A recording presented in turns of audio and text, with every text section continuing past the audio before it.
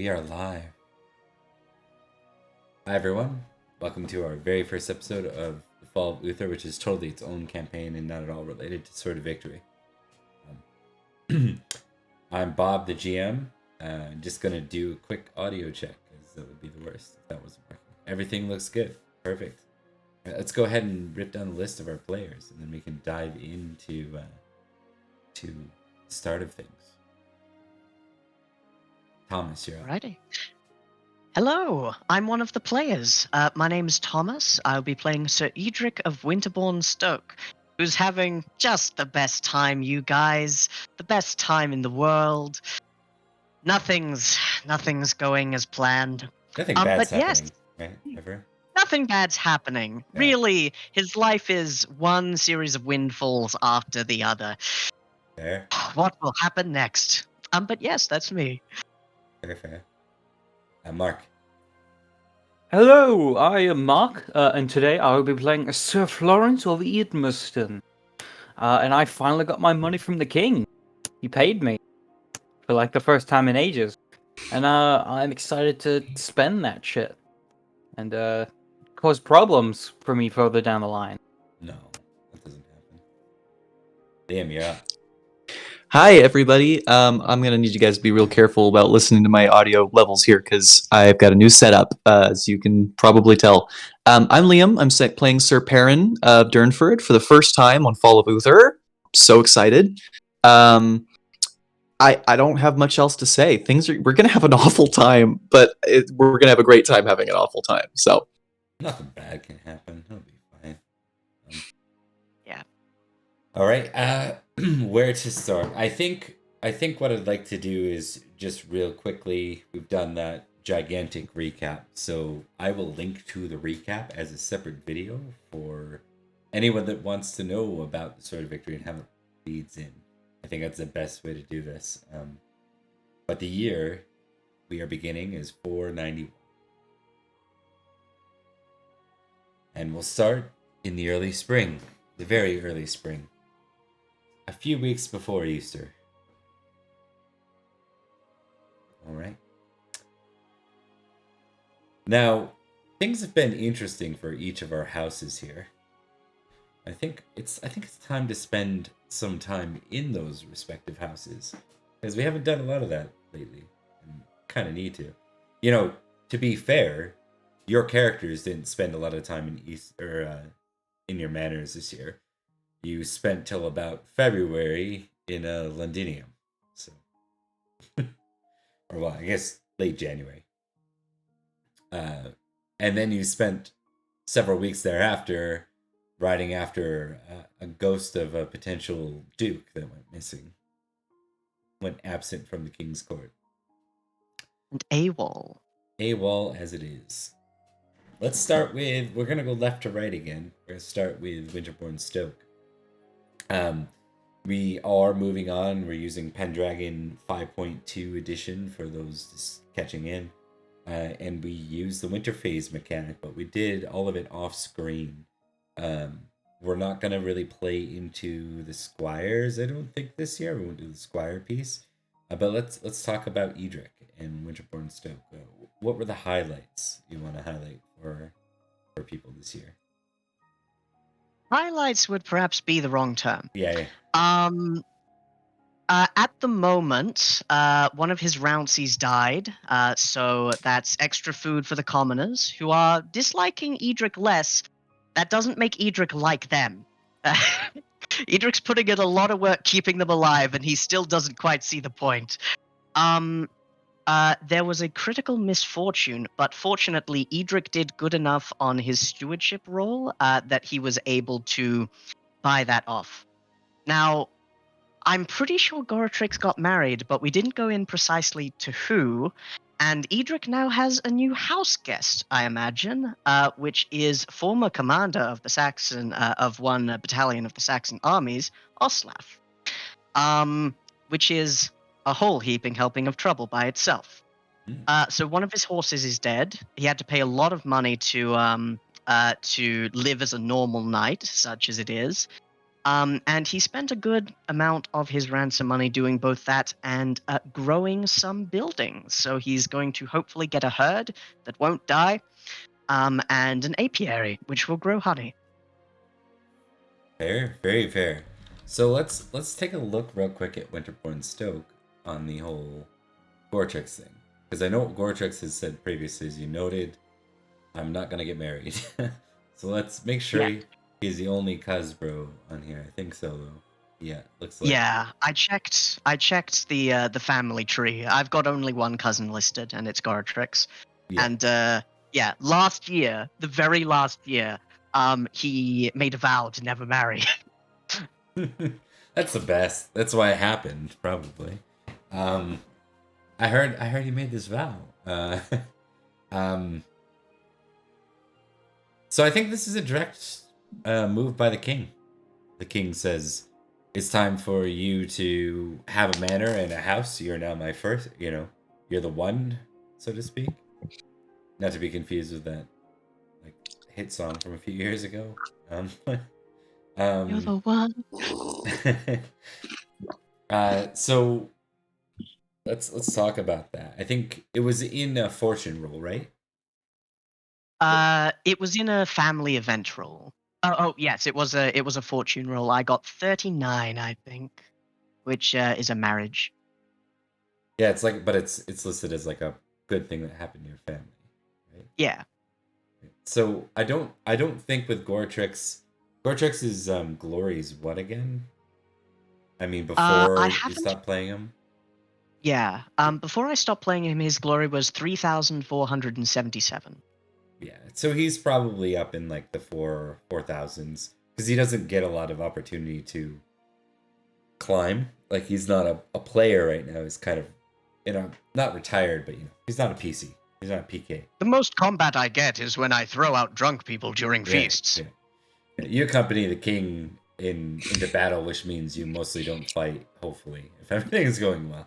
So, he's real visible, but he doesn't do much, quote unquote. He's not the questing knight he once was. So, that could change. But I think for now that means that he probably has a fairly a relatively powerful wife, relatively. I'm just gonna check. There's a random marriage table. I want to see what this looks like. It's not gonna be. I think what we'll do is we're gonna give you a major bonus to this. I heard the Baroness Pomponia was recently. Right.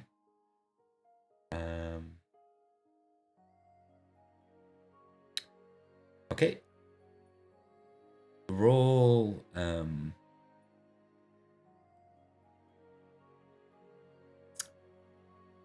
Let me just see. I want to see what the absolute bottom. The absolute bottom, I think, would be a rich vassal knight for him.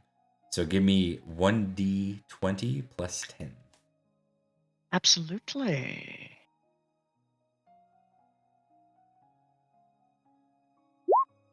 Uh, 15. 15. Daughter of a vassal knight. So that gives Gortrix 100 glory. And he is eligible to claim a manor once the father dies. Good. That's good, I suppose. Good. And then Gortrix will have 16 dowry. I don't know if he feels he owes anything to Winterbourne Stoke. Probably a little bit because of things that went poorly before. Oh, there's a lot of that, and love family is his highest passion. Yeah, so maybe a split down the middle. Actually, you know what? Please give me a generous roll for Gortrix. Your thing. For those confused, Gortrix is the original household knight of Winterbourne Stoke. He is now a major figure in the King's Court. Royal bouncer. Prologue character. Royal bouncer, basically. Yeah. I imagine there's going to be a lot of one of us doing these things, and then the other two of us just making lots of reaction faces. Mark and I were already just doing it. It's gonna keep happening. I think in that case, I'll let you make the final decision, but he's giving at least half to Winterbourne Stoke. Keep in mind that you could end up getting stuck playing him in your current state, so just keep that in mind. If you give it all away, you might not reclaim it. No, definitely. Yeah. Lives are fragile, and Edrich is in an interesting place. Yeah. I'm pretty sure half is quite fair. Okay. For a knight that has to begin his own household. Yeah. Okay. Sounds good. With that being said, you said 16 dowry. Does that mean Edrich gets 8 librum and? The dowry is 1 manor and 1d6 plus 10. So let's try roll a 1d6 actually. There you go. 16. Maybe I just mentally knew that was going to be a 16 somehow. I don't know. Yeah, you predicted it ahead of time. Yeah, totally. All right. So I think it would be interesting to give you a scene with Oslo. Alrighty. Mm-hmm.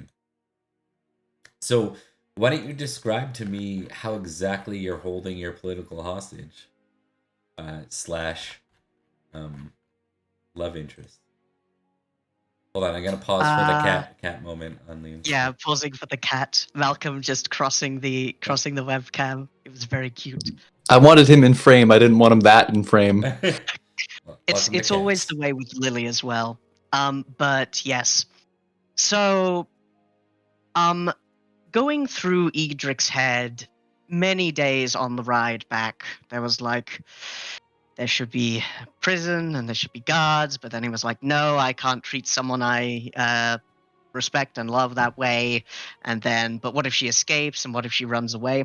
At the moment, she's got one of the spare rooms in the very empty manor. A lot of people have died.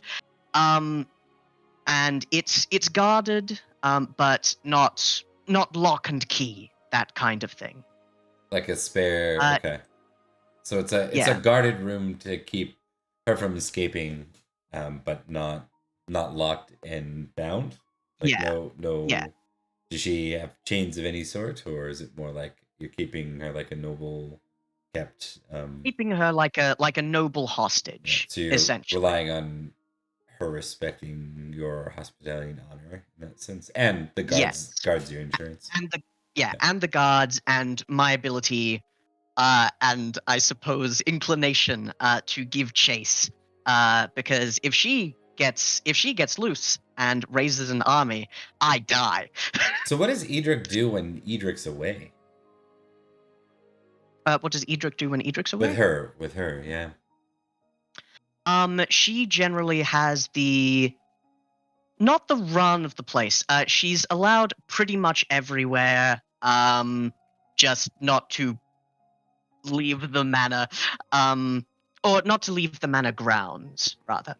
The guards are told to keep an eye out, and generally it's relying a lot on Oslap's honesty and like conversations they will hopefully have, because otherwise he dies. For sure.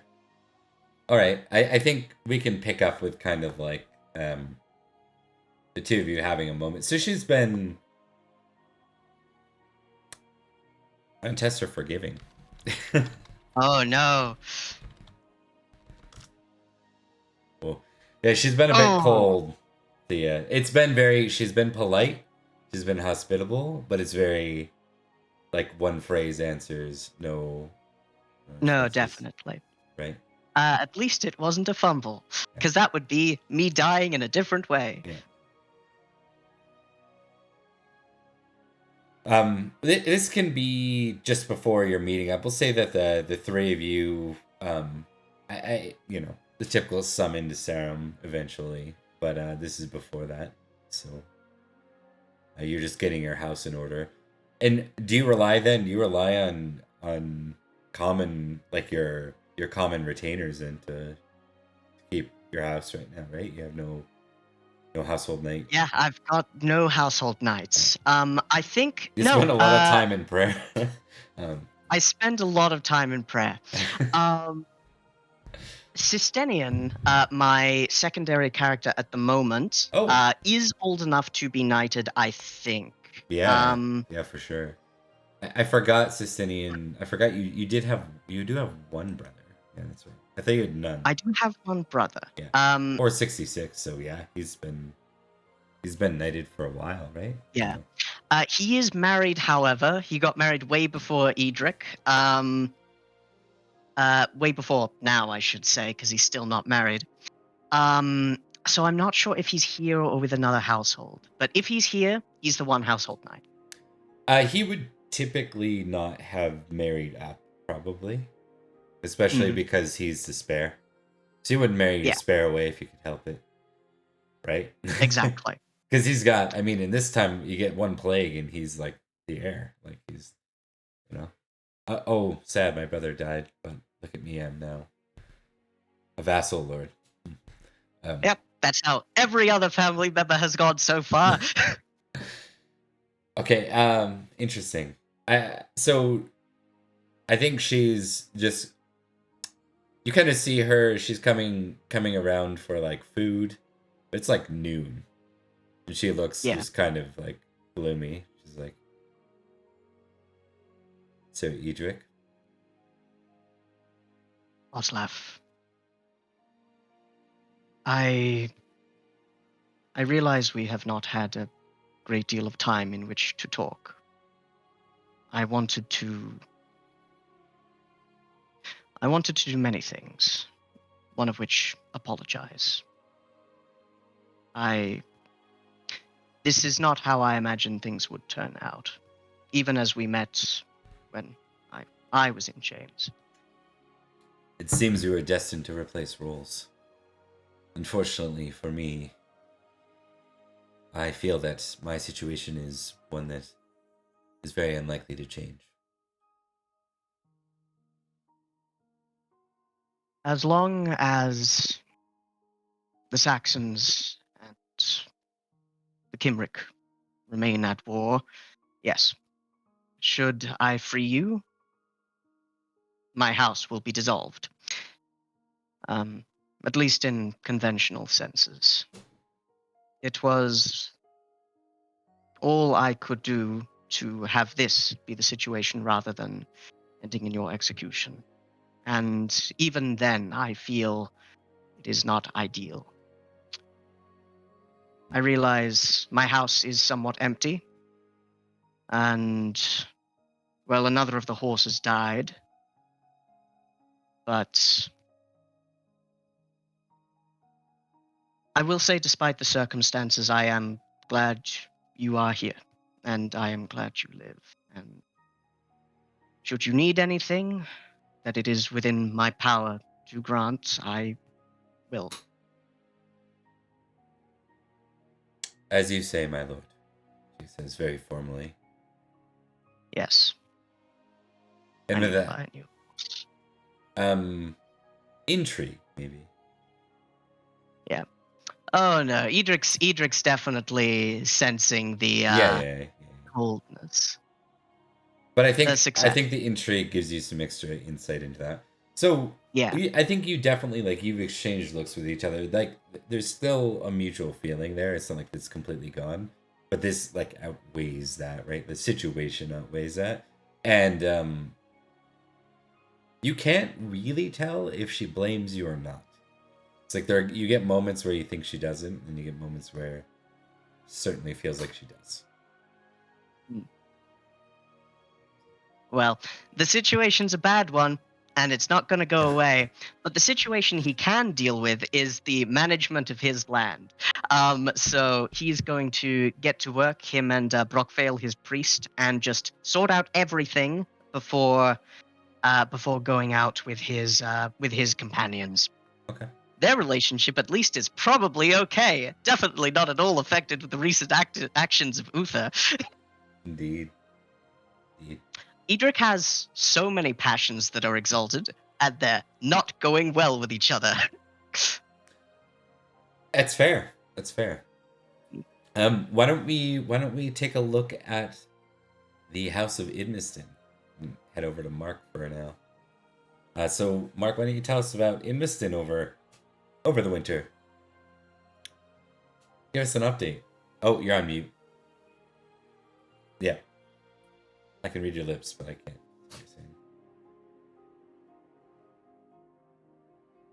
I'm guessing you're not on mute. Uh-oh. It's appearing like you're... Hello? Yeah, you're Ah, good. Yes, I there hear we you now. go. I accidentally turned the mute on for my headphones. I've done that Oh before. yes, Idmiston has had a wonderful winter. No male heir again. Now that's alarming, though. You're fine. I know it's not gonna be a problem. I didn't make a lot of money aside from the gift from the king. I did get 2 new horses, and I wonder if I'm forgetting anything. Oh yeah, that's right. One of my family members lost their arm. Oh, right. That's what I wanted to go over. So let's take a look. Hey, Mazel Tov.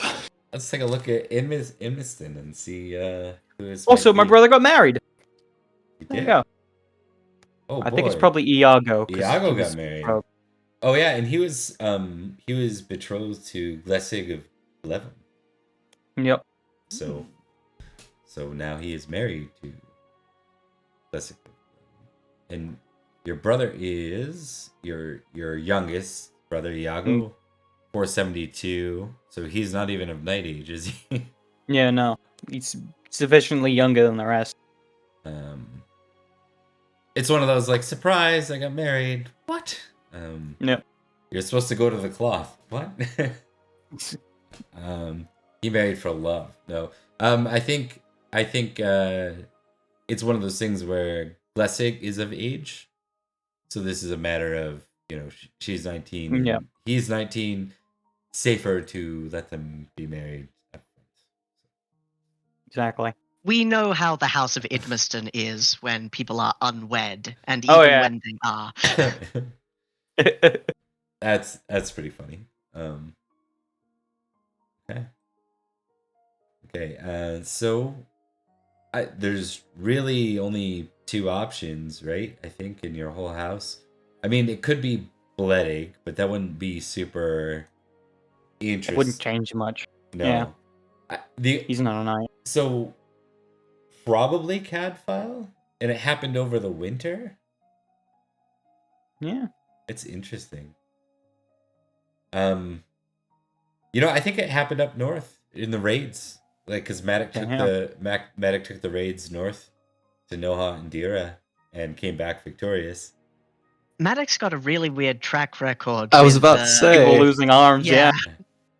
Yeah, I mean, if he had a nickel for every time one of his closest allies lost an arm, he'd have 2 nickels, which isn't a lot, but it's weird that it's happened twice. Right. Mm. And now they're mostly armless. Yes. Also, the question would be, which arm does he lose? His sword hand or his non-sword hand?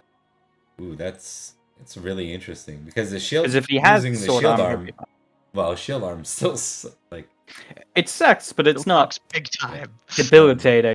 You're not unable to fight. Even is sword arm, odd is shield arm. Give me a D20. Alright.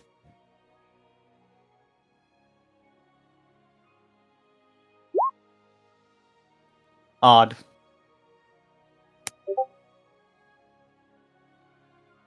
That's sword arm. What? Yeah, that's not great. not What's he good, gonna no. do without the outlet for murder? Oh, yes, what is he going to do? I'm sure he'll never be able to manage. He's basically not a knight. Whatever, it's fine. The difference is that he's a bastard. Yeah, he's fucked. Interesting. He's not a knight. He's not much use, Indeed. to be honest. Oh, poor Cadfile. Yeah. All right. It's all right. I'll adopt him. We'll be the no arm band. No arm. And a broken toys. Yeah. Oh, and another thing from last year, Florence's family got a cousin knight to join them. From Silchester. Indeed. Right, and that was you assisted them, right? Yep. Is what happened? I assisted, yeah. I think I assisted one of my cousins, and then they lent me another one of my cousins to come serve at my house. So I gained a kin knight. Who do you want a scene with for your little bit here? Do you want it to be your steward / uncle or your wife? My wife. We haven't seen Bledig in a while. I'll have a chat with Bledig. Yeah. Okay. I could see my wife anytime.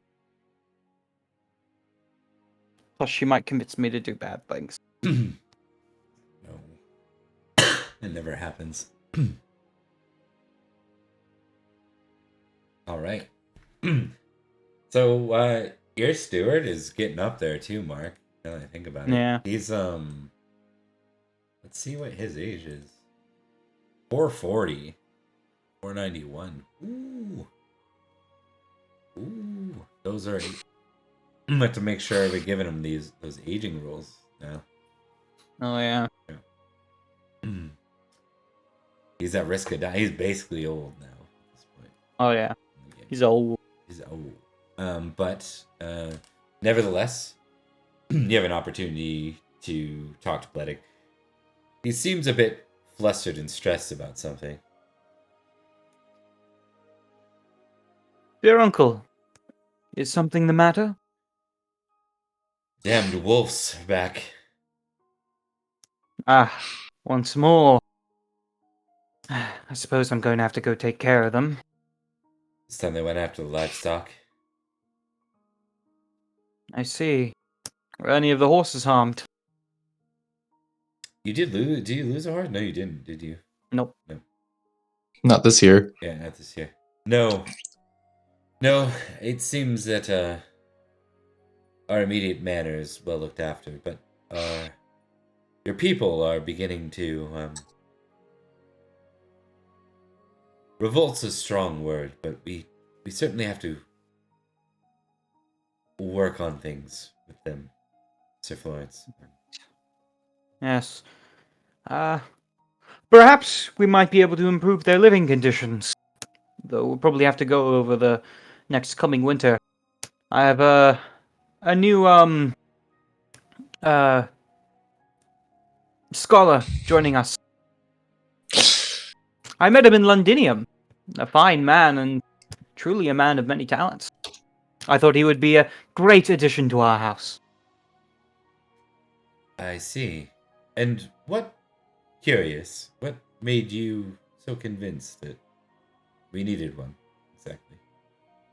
Congratulations again on the rather large benefit from the king. It is going to ensure that our familial house is well looked after for many generations. Yes, I thought it was a great option.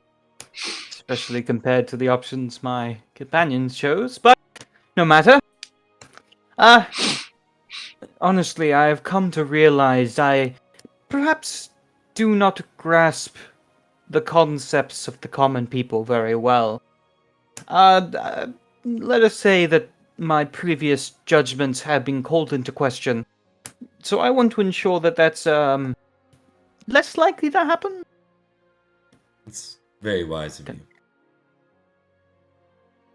As well, he was a teacher of many things.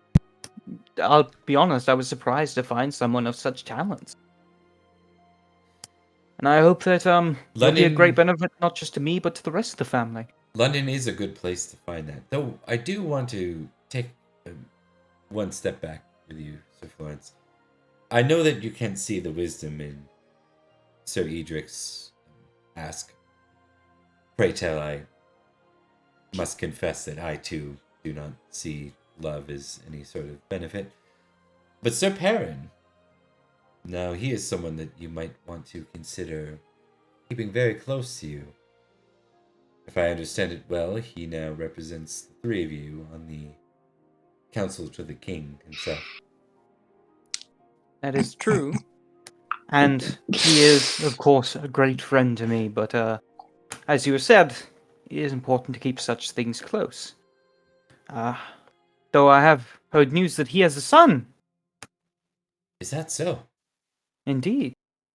And any news of... Well, is the Baroness with child again? Perhaps? That Florence kind of pauses a little and goes, "Perhaps this winter is not our winter, but I hope soon enough. I've made sure to improve our lodgings, and I hope it might improve the process. I No. actually bought a new rug. It's actually very nice. But yes, my hope is that I will have a mighty son and heir to our house soon enough. That's Soon good. enough. That is good. But in the meantime, I do have a daughter. I do wonder, when is a good age to make a betrothal? Is too young a thing? He nods. Oh. It's not so much their age, but you are in a position of mobility. Consider that with this newfound income that you have, there's an opportunity for that your station may rise.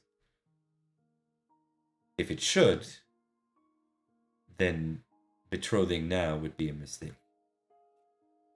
I see. Always seek a proper alliance, and with the change in landscape and Uther's own campaigning, it pauses.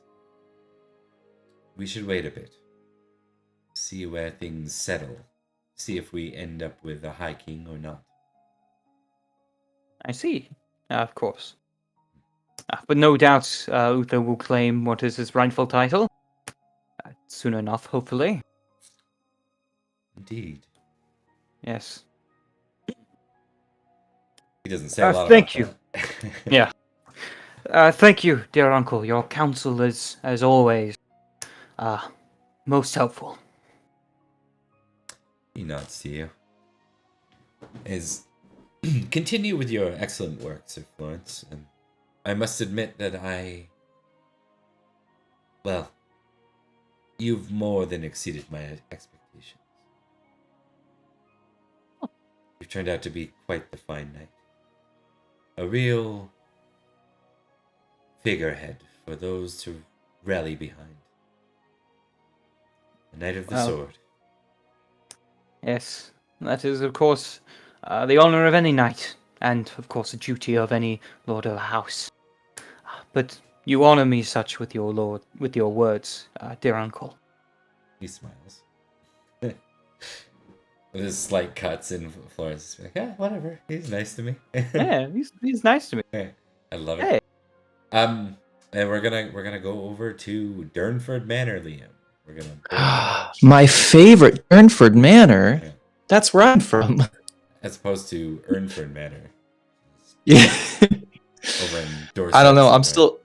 I'm still pretty partial to Fault Manor myself. House Default. Yeah. We'll say House Default. Durnford Manor is an actual place. It's where Lady Alwyn and Garonwy come from. Oh yeah. Very good. Yeah. That's fair. That's right. That Briarcrest. They're from Briarcrest. Yeah, that's right. Yes, Briarcrest. Briarcrest. Okay, so winter for me. This was Perin's third bad winter in a row where the harvest did not bring in what they needed. They're still pulling through because Perin's been pretty smart with what money he's had. They are currently in the process of building a winery, so that's huge. Perin's very excited and he's very stressed about how that's going. There is, of course, that information that you're aware of that I'm not going to say on stream. And then what else? Perin has had a second son. This one who is named Dante. So he's got Jaren and Dante are his two boys. We're gonna update that live right in the family echo. Hell yes. Yeah. So we go over to American sexy style. Perin. Perin has a child Yes, Perin has 2. with Bronwyn. Correct. That was weird that you had felt the need to say that. I had to clarify the family tree. What was the name It's of the true. first child again? Jaren, but spelled with 1 R instead of 2. Okay.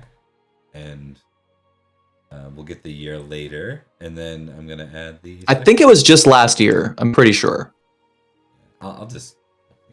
We'll double check later. Yeah. Child And then Perin. the other one is Dante. Dante. And this is for 91. Correct. Right, so that is added. I'm gonna get you, before I forget, please remind me in Discord of what we talked about earlier this week, because I've spent 5 hours doing video editing today, so but I know I had plans for it. I just don't have my note for it for some reason, so I need the reminder. Is there anyone in Durnford that you wanted to speak to, or of your Yes. family? Could be either. Of I do want to have a brief scene with Lady Bronwyn, and potentially my children, even though they're not really speaking age. Yeah. And also Sir Chernog as well, because Perin needs to start putting things in place for some things. Also, one more thing as well. Perin's half-sister, whose name I don't remember.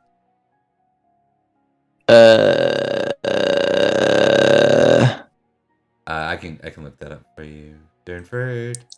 Diane? I think it was Diane. Yes, Diane got married as well. Be right back, but I'll be listening to you through the power of wireless headphones. Behold. Wait, whose sister? Perin's half sister. It was with Edward and Claire of that's Lorzep. Yeah. Yeah. She's the only one who's viable, so it had to be her. And she had what? She had a kid? Is that what you said? No, she got married. Married. Okay. Shall we find out who? Yeah, let's go for it. Murig of Gentian County. Oh god, can't it just be a normal name even once? Can't it be like a Craig or a Sam? I have dyslexia, Bob. You're killing me. It's fair. I'm killing myself with these, to be fair. Murig. It's like Keurig. Yeah, it's like Keurig. It's all about the mnemonic devices. Of Gentian? Okay. Yes. Yes? Okay. Yes. So we'll start with that. We'll give you a little bit of a Sinaruski. So the Lady Bronwyn, whose image is broken, but she's gone. She's vanished. I can at least zoom in. I have an illusory wife. Illusory wife, illusory life. You know what I'm saying? Yet you're still doing better than Edrich. There is Lady Bronwyn. Right.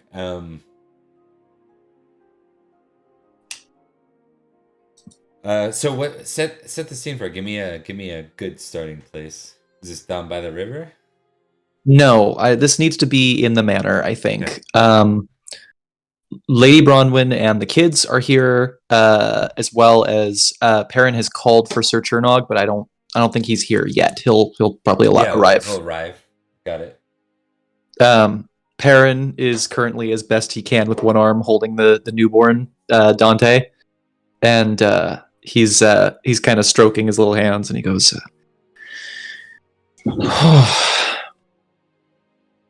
"I'm real worried, Bronwyn." Any particular topic? Yes, I'm not sure if I have the strength to make sure that... I sometimes think about my father. I didn't know him for as long as I should have, but I remember him feeling like he always had all the answers. Like, he could stand in the middle of a tempest and not just weather it, but thrive in it. And I see myself in that same tempest, and all I see is the people that I care the most about. Little Dante and Jaren and yourself. And I don't think I've ever been more afraid. Not when I was hurt. Not when Merlin first brought us to face whatever creatures he conjured up.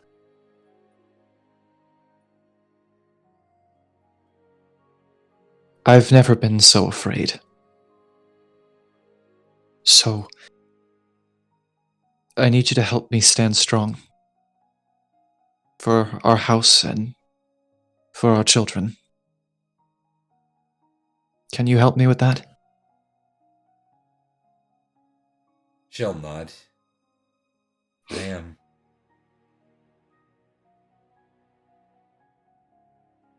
I have to confess I've been keeping something from you.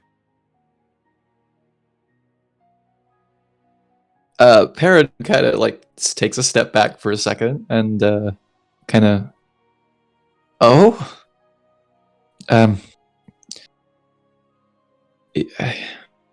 You... I would love to hear it, but if you don't want to share it, I understand. He does want to hear it really bad. Yeah. She shakes her head.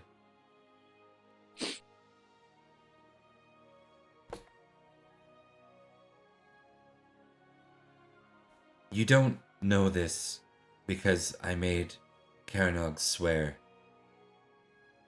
it while you were away in Londinium. There were raids near our lands. They didn't get far. The Knights of the Born gathered together. And well, they made short work of them. Caranog took one of them. Held him captive. We could have had a good ransom. But I looked at that Saxon, and he threatened me. I put a dagger through his throat.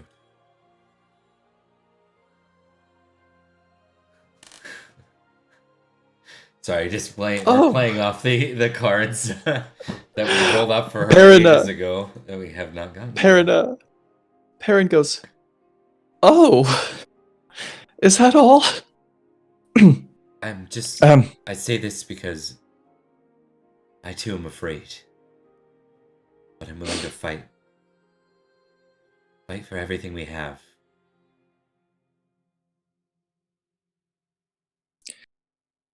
I know. That's why I'm glad that I have you by my side for this. Because things are going to get very complicated very quickly. And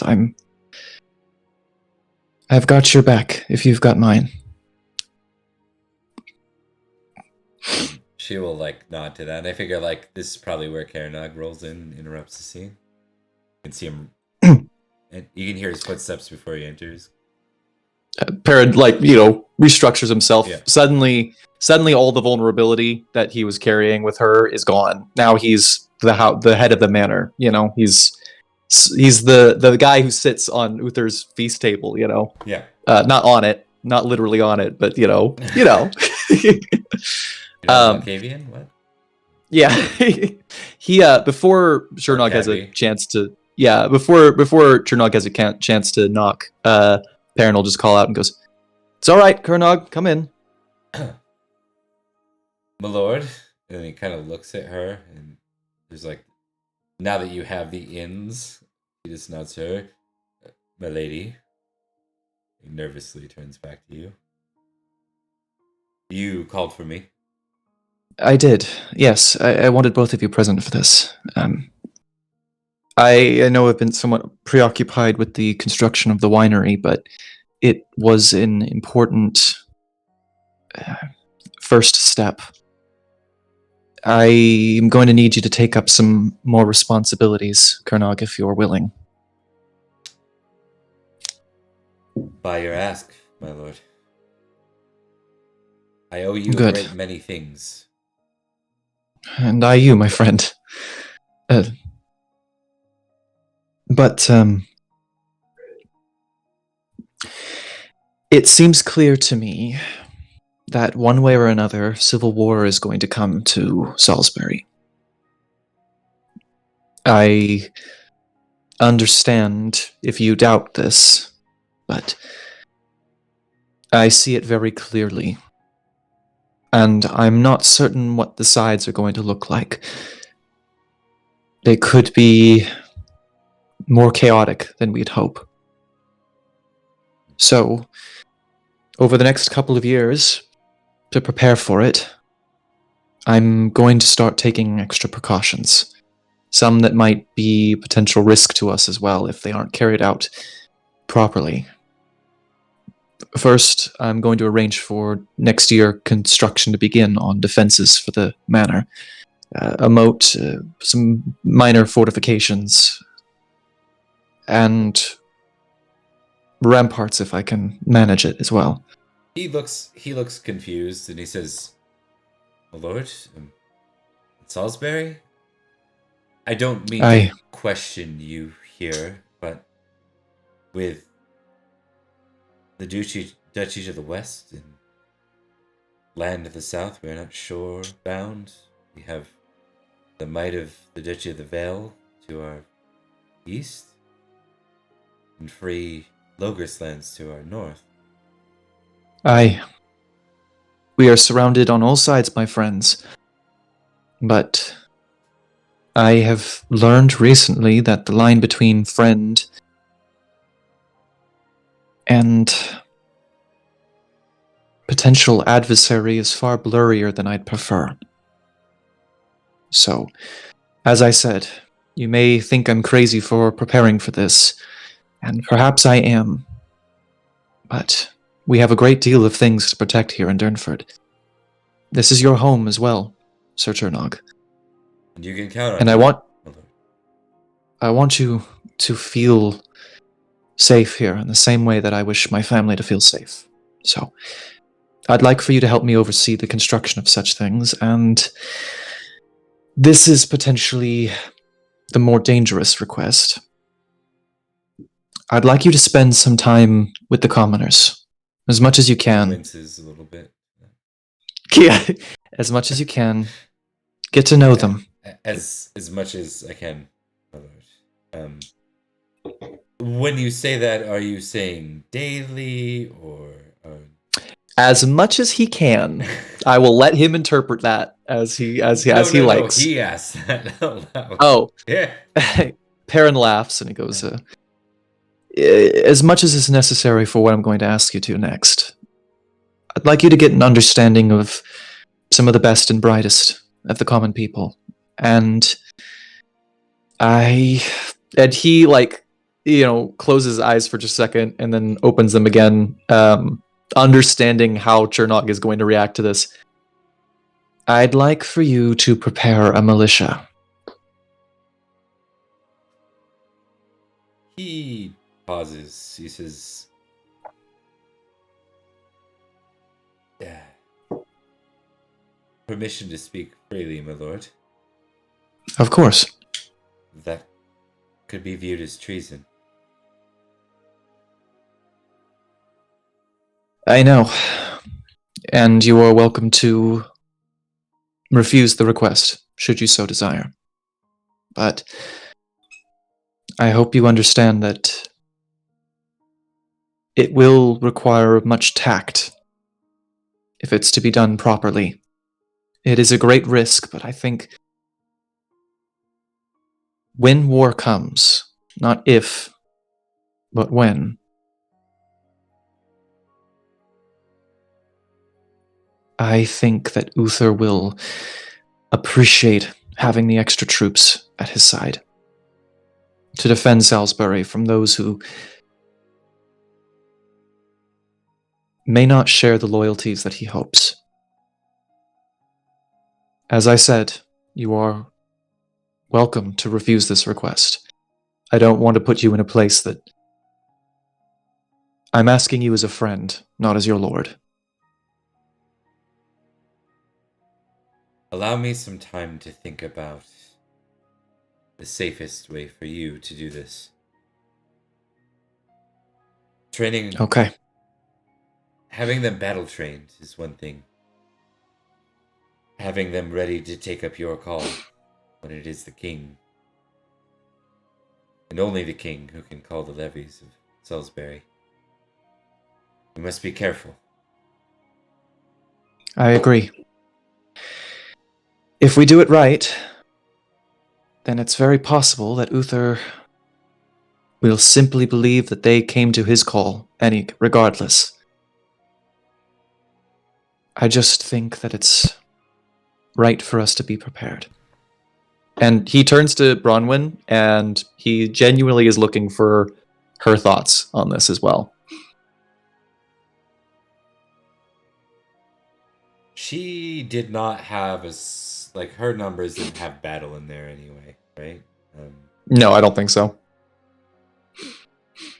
She smiles, and it's like the type of smile you do when there's nervousness, right? Mm-hmm. Oh, we're all feeling that, yeah. Bronwyn, I understand. She just says, the advice is sound. For our own children, we must be very careful.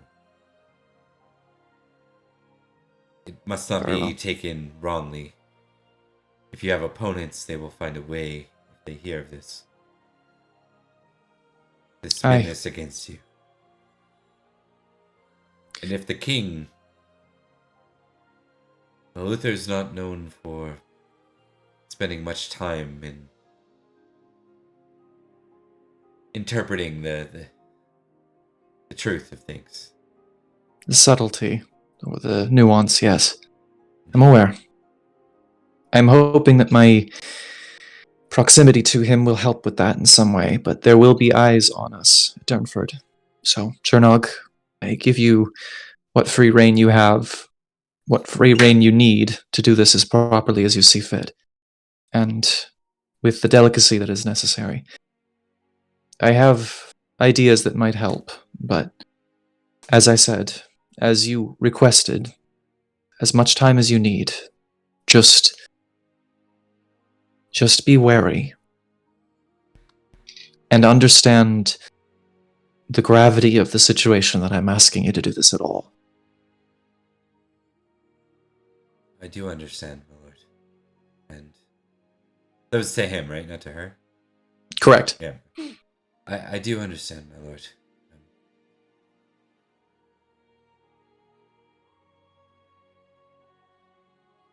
Subtlety is not my strongest suit, but we are very far in the countryside. Could prove to our benefit. It's important that the king... Well, I'm not sure what our count would even think of this. I'll worry about Count Roderick. For now, simply focus on one thing at a time.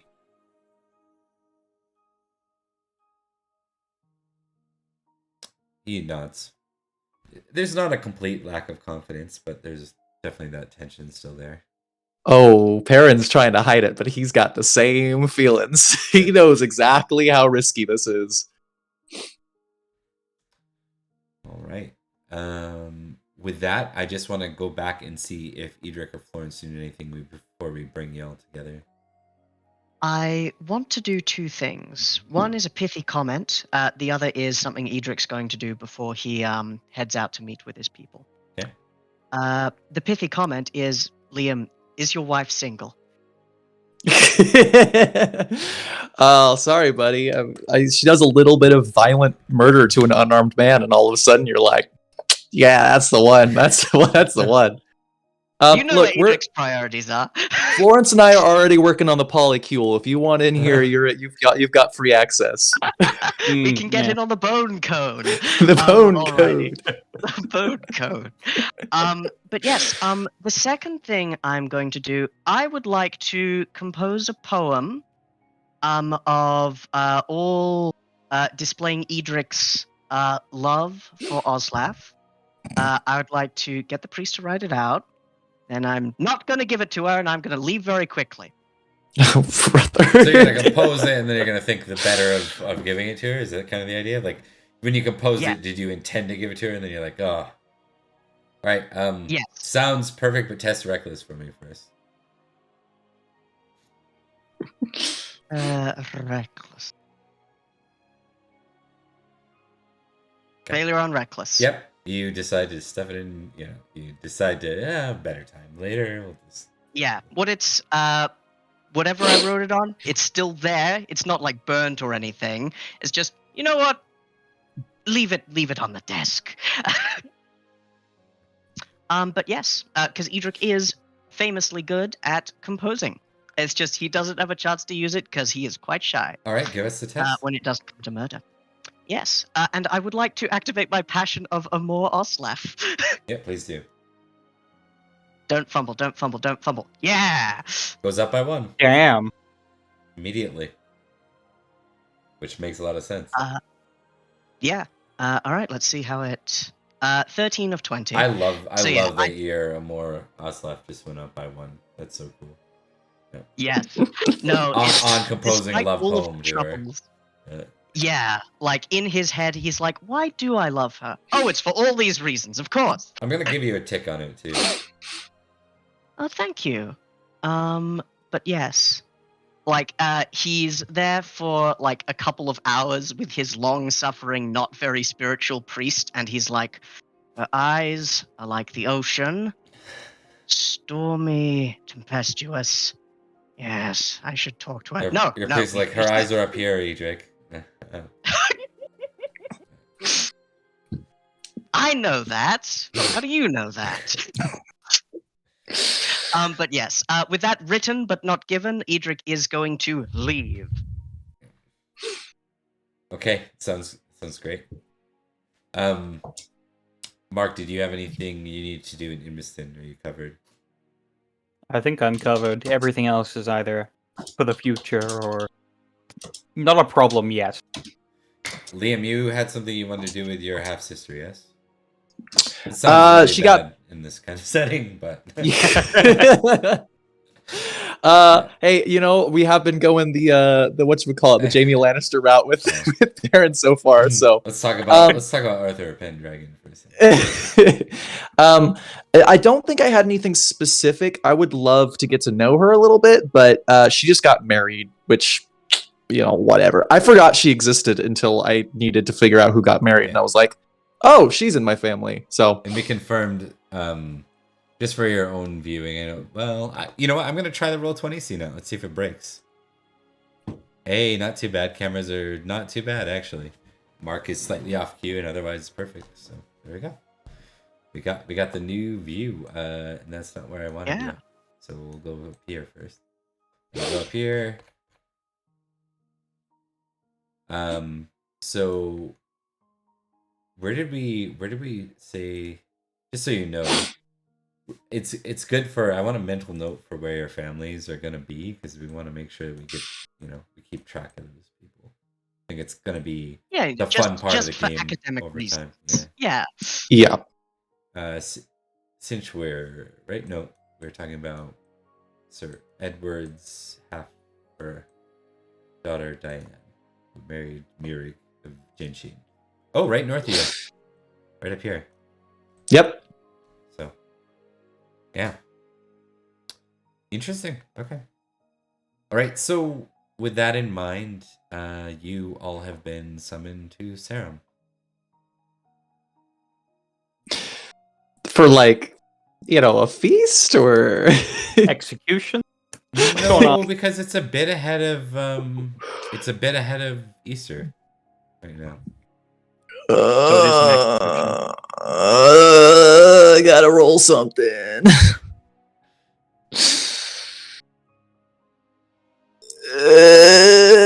Roll paranoia. Oh my god, it's the exact same roll.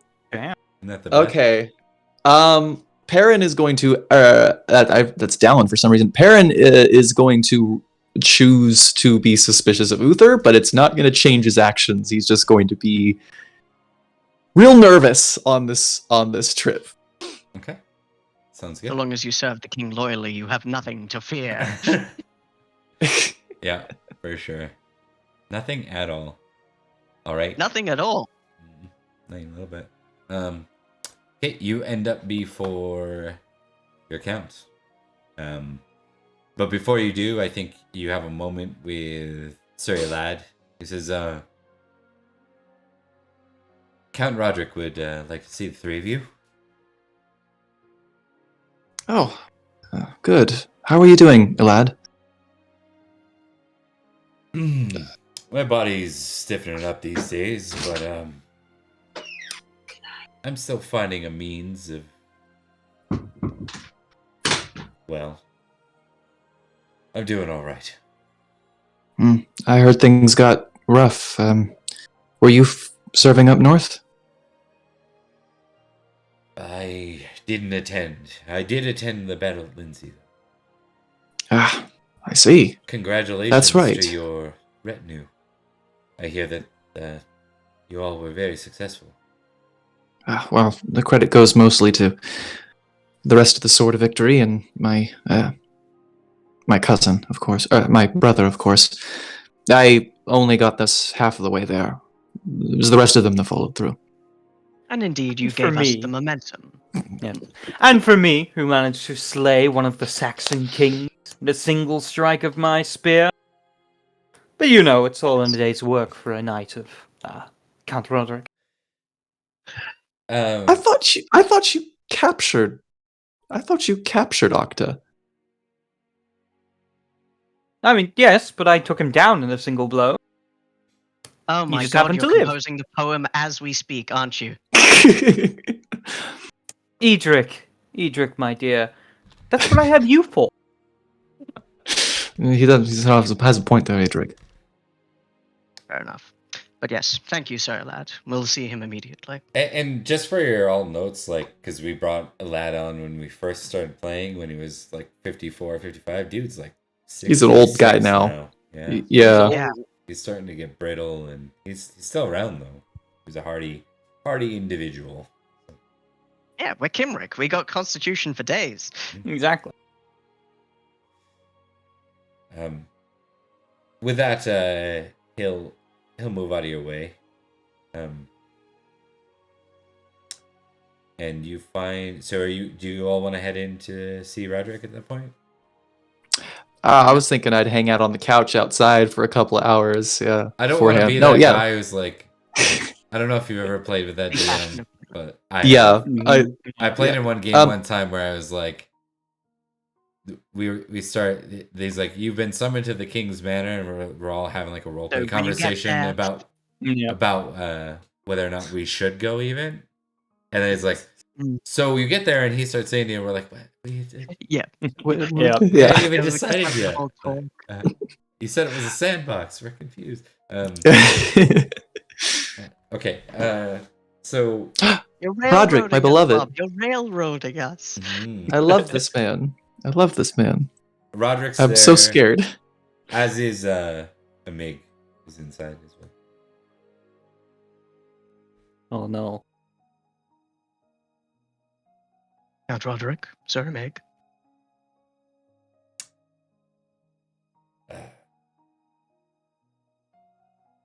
The king has asked for the three of you to accompany me personally. We are going back to London. He looks about it. Intrigue, actually, test for all y'all. Oh, thank God.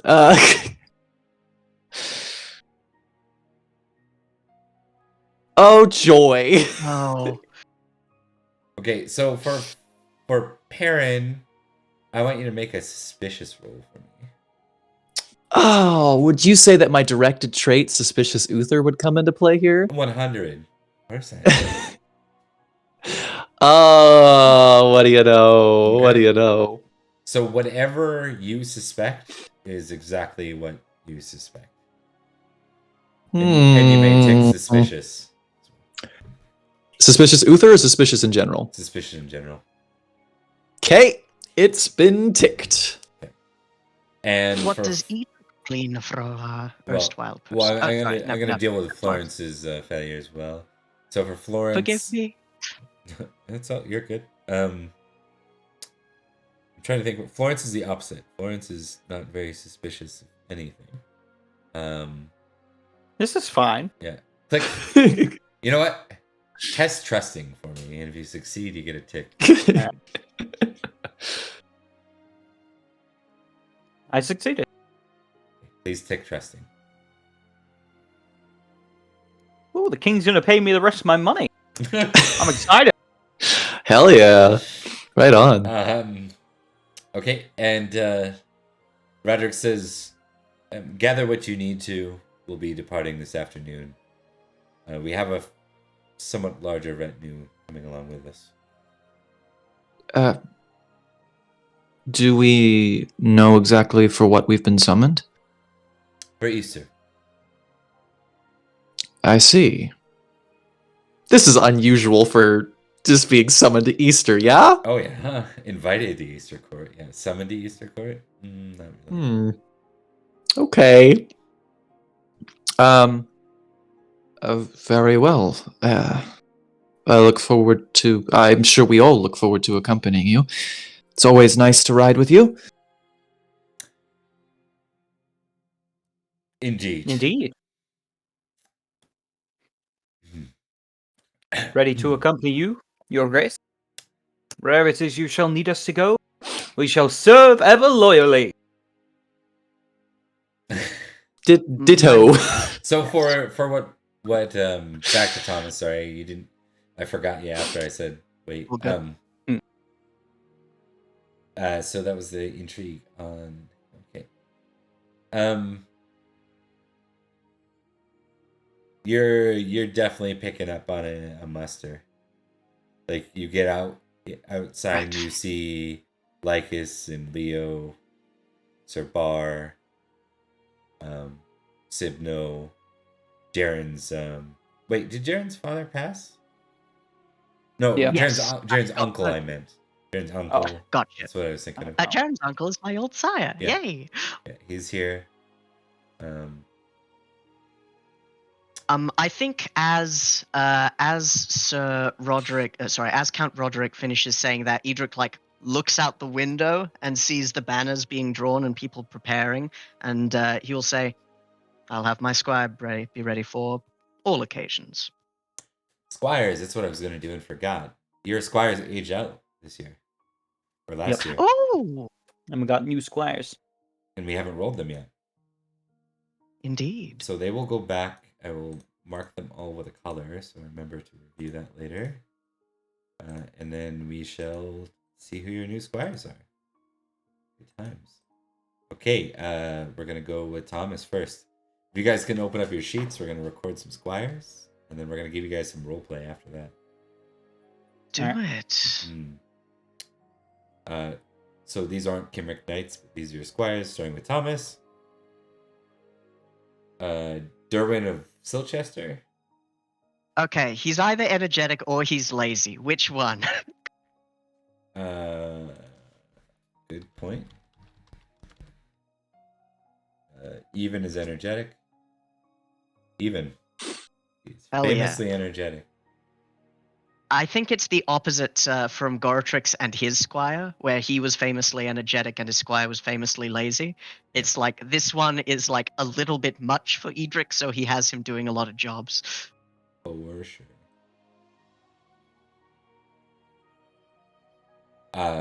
Energetic. Okay. We'll go to. Let me know if you have any questions. But we'll go to Mark next. We got Tremaine of Pendragon County. We haven't seen that place in a while, have we? So Pendragon is the place that Dallin got wounded, and Edrich realized that. Do you remember when you guys conquered Pendragon? I do. Yeah, that's where it's up here. Right. Was once the Oh, Merlin Kingdom, and that is where your squire's from. I'm sure he loves us. Oh, Yeah. he may be valorous or a coward. he's Oh, let's do the 1d20 test again. Even for Valorous, he's a coward. Oh no, Ooh. probably Oh, won't no. make it. Woo! All right, and we'll go last to while you're He's so damn hospitable. Yeah, he's Alrighty. not really a knight. recording. Yeah, he'll make a really good squire one day, or esquire one day. Page. No, esquire like when you age out of squiring. Yeah, Esquire. Yeah. Yeah, gotcha. Phyllis Esquire. Theodore. All right. Who's this guy? Hillwell? Hillwell. Hillwell. Highwell, we'll say. And how old is he now? 16? They are 15 years. Wait, when did your squires age out? Do you remember? Last year. Last year? Yeah, Would've been so last they're, year. they're Last year. 16 then. Okay. Harold Tisbury is honest, reckless, high in honor, and pretty good at intrigue. Hey, that's my boy. I like this kid. Yeah, I think that's a great pick for For parents Perrin. specifically? Yeah, I agree. I'm so annoyed that Tremaine is 5 better at singing than my guy is. Right? It won't come up. You guys are gonna have some singing contests at some point for sure. Oh yeah. My guy may not know how to swing a sword, but he sure can fucking sing. Right. I have a Oh, new we game don't I know get what's to going- I have a new game I get to play while doing Pendragon. It's called Let My Cat Into My Room Every 5 Seconds. Oh yeah. Don't worry, we deal with that with on Emily? branches with Emily. Yeah. Yeah. So. All right, we got new lads. We do. You all got your new lads. I'm trying to think. There was something that flagged in my mind at that point, but damn. Was it about Pendragon? Oh yeah, I was just gonna mention that Uther did replace the king with a count.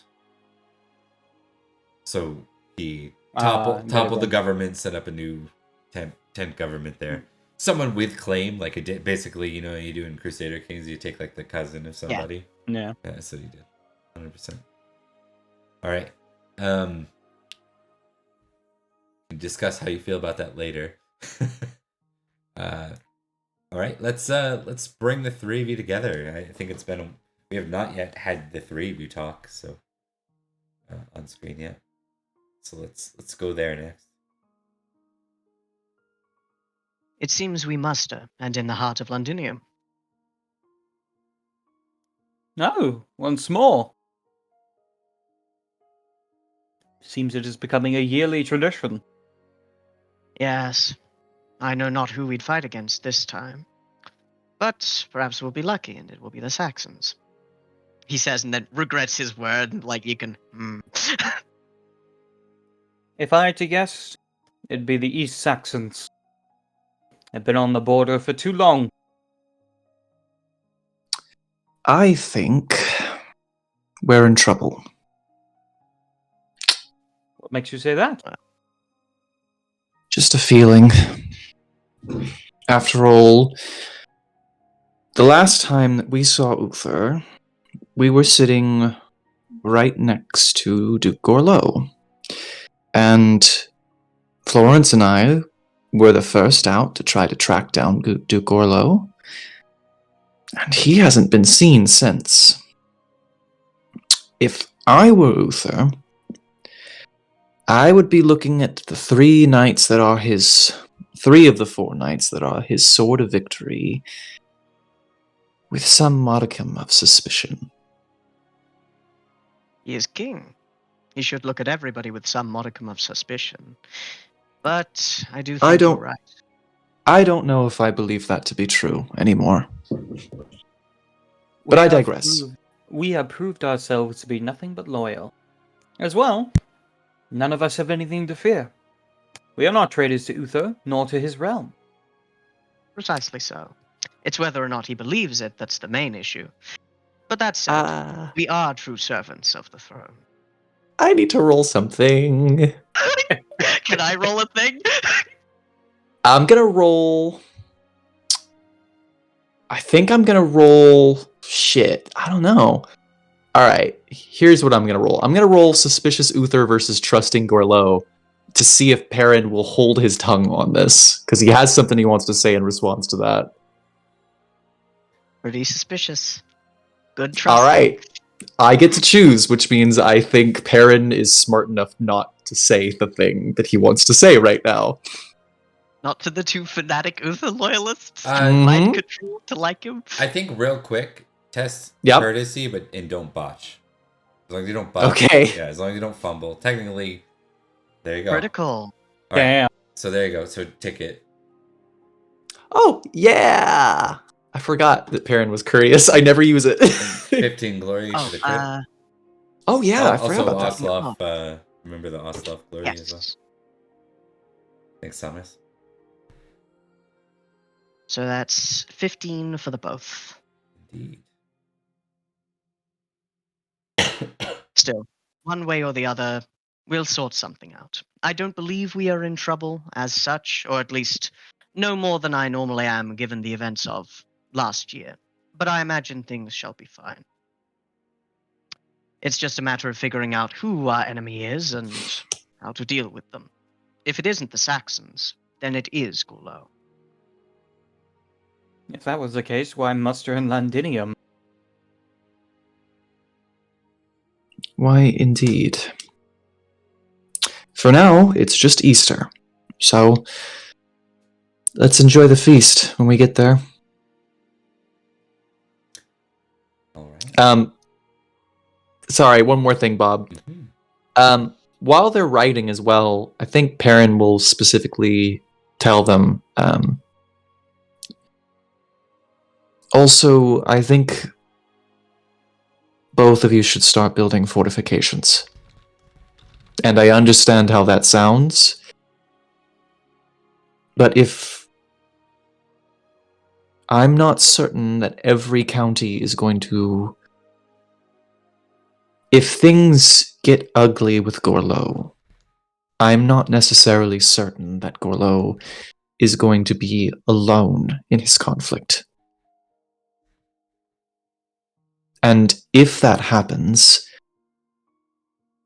I'd say it's somewhat impossible to predict exactly which counties will end up on which side of the line. Salisbury, which is currently safe, might no longer be that.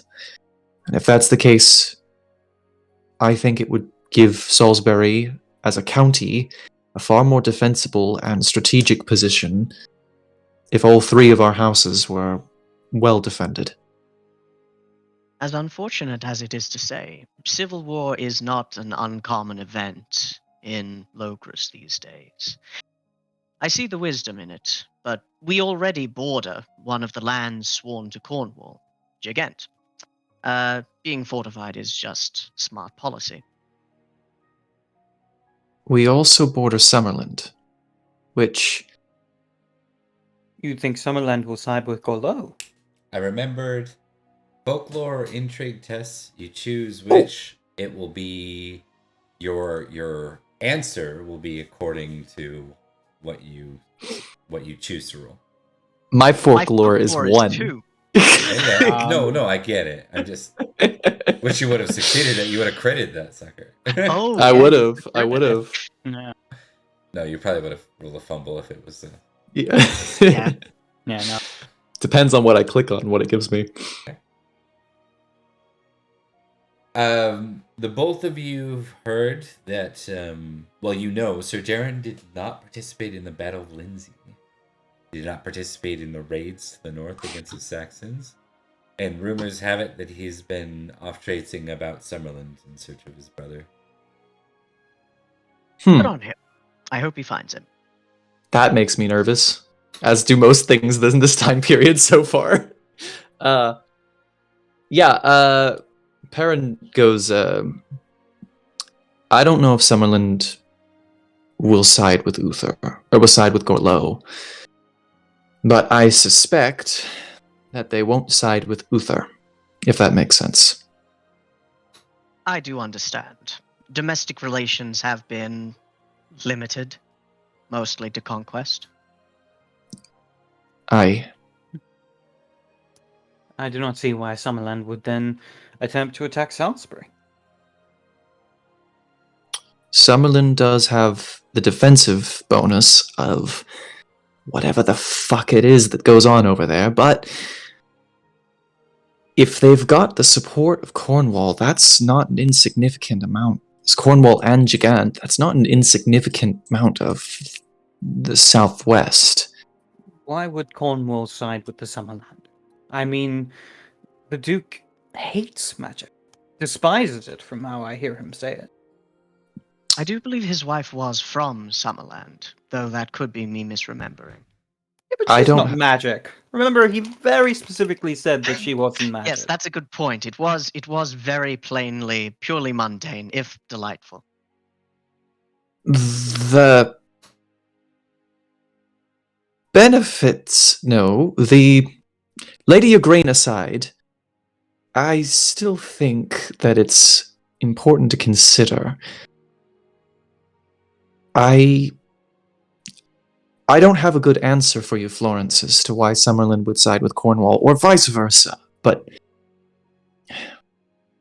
I can't stop thinking about what Gorlo said to us that night that he left. About a coming storm. And I'm not sure what to believe of what he said, but I feel such an intense sense of dread. I don't know if building fortifications is going to be worth it in the long run for us. But I do know that if things were to turn out in their worst situation, I would be devastated if I lost any of you to poor preparation. Or better yet, I would be so joyous if our manors being well defended were the turning point in the defense of Salisbury. I'm looking at the cost-benefit ratio, and it's overwhelmingly in favor of the benefit. Well, that is understandable. And I do get your position. Defenses are surely always good when it comes to our homes. I feel like it might be more beneficial to ensure that Salisbury is united. That we are one kin. The last thing we want, if such a thing like you have described were to happen, is to find that there are traitors in our midst, or those who would side with our enemy. So, one way or another, if there is a possibility for such eventualities, defending ourselves is a good strategy. And indeed, Edrich turns to Florence. At least one of us has the capacity to make sure their own manor can be protected with as much energy as lifting a finger. I seek to have a manor that I can invite all to. They can enjoy its services and its beauties, and through it be reminded of our homeland. The beauty of Salisbury. And its strength. Indeed. One way or another, it will be all right, and I share your sentiment, Sir Perin. If anything were to threaten us, within or without, I would kill it. There is nothing I would not do for you two. We have seen a great deal, and you have saved my lives and vice versa more times than I can count. Which, given I know, current Edrich. educational standards, is 13. I know, Edrich. Thank you. And he kind of curtly rides off a little bit ahead of you guys in a very, pointed way. I think with that, Florence would turn to Edrich and go, "Is Perin acting weird to you, or is it just me?" No, he is. He's hiding something. But he is our friend. We probably shouldn't pry. I think it is only fair. This is a time of uncertainty. Time of fear. I only hope to reinforce his hope for the future. Exactly. With our After king, all. with our land, and with our people. Indeed. I'm absolutely going to snoop, don't tell him. I mean, I'm not going to say anything. Thank you. Give But me. Oh, go ahead. Go ahead. Please go ahead. Yeah. But above all else, you two are akin to brothers for me. Not of blood, but of honor. I would do anything for either of you, to make sure that no one would dare betray any of us. Indeed so.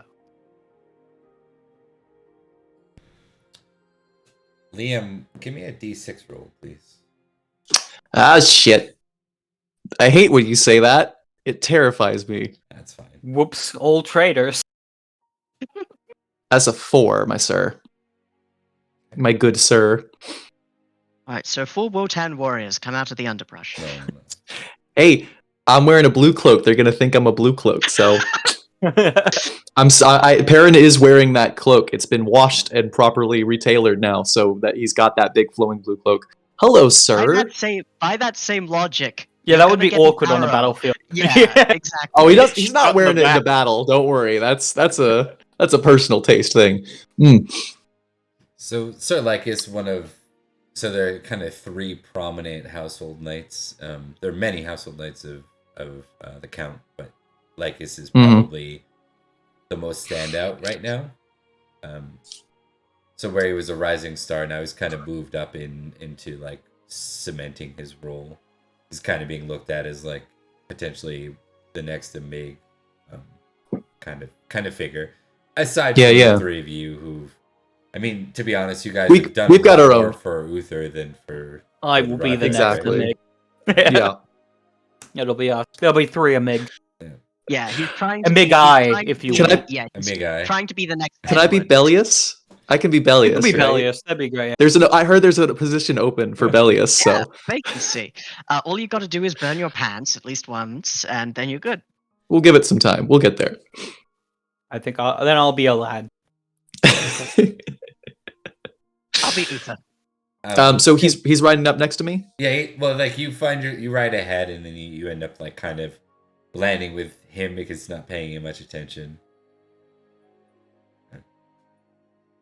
Sir Lycus, right? Lycus?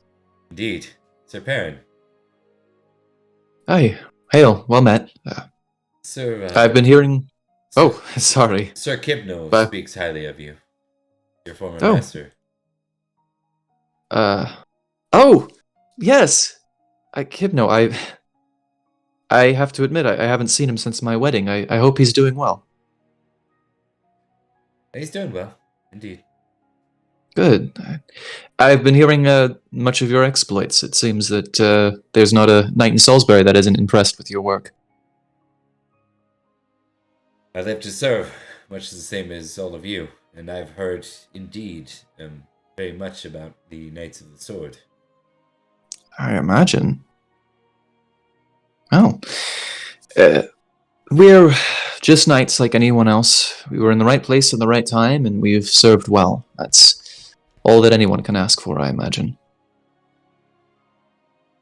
Yes. I know... Well, I heard that the 3 of you were on... You were on duty, garrison duty, when you returned with a sword. Aye, that's true. How did you come upon it?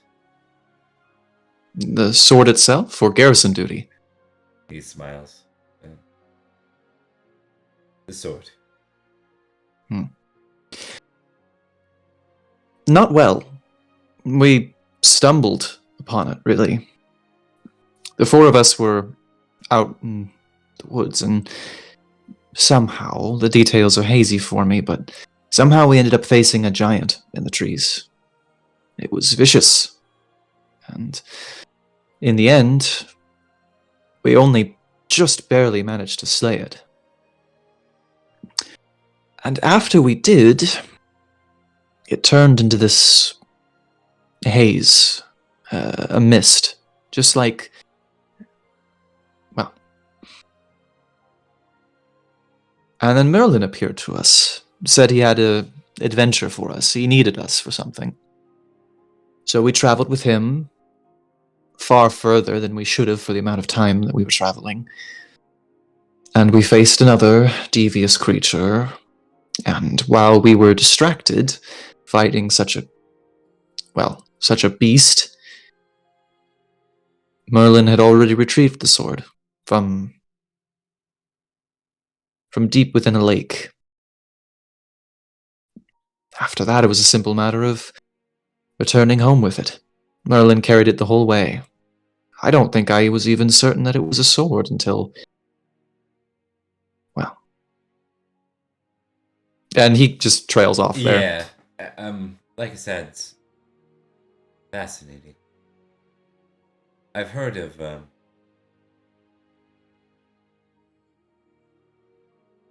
mist, particularly pertaining to Merlin and his whereabouts. Up north where I come from, we used to call it the Dragon's Breath. Dragon's Breath. I think that's an apt name for it. And tell me, Lycus, what are your thoughts on magic as a whole? It's no secret that I come from simple foundation. My father he tilled the fields, and my mother, she supported him and raised us. We were taught to revere the land, to fear it. So, I suppose that's stayed with me. I believe it exists, but I don't seek to get close to it.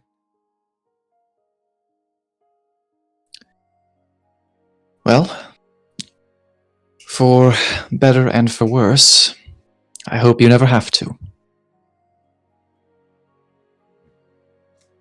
I think it's a good thing to revere and fear these things.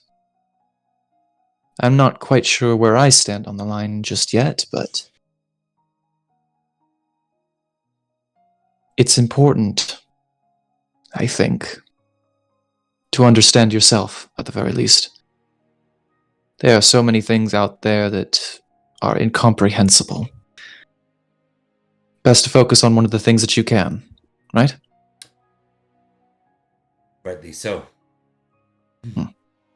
I hope that this Easter visit is short, that we find ourselves faced with the Eastern Saxons soon.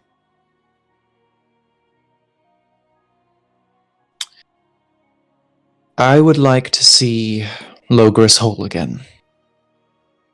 But I think I am far past the point of wishing that battle would come sooner. I sound like an old knight. I suppose I betray some of my past failures in that. Well, battle is... The outcome of battle comes for all of us. We are the king's killing arms, after all. Apt choice of words. One land, one king, of course. Yes, we'll always be one land. But it's been some time since we've had one king. I see why you're so popular, Lycus. You've got a good head on your shoulders. You as well, Sir Perin. And I think with that, we can move forward. Does that sound good? All right. Good for me. I'm going to run to the restroom real fast. It'll be just a second. Sounds good. Anything from either two of you is... Actually, you know what? I'm going to do a very brief break there. Yes. So let's go get ahead some ad breaks in. Yeah. Yep.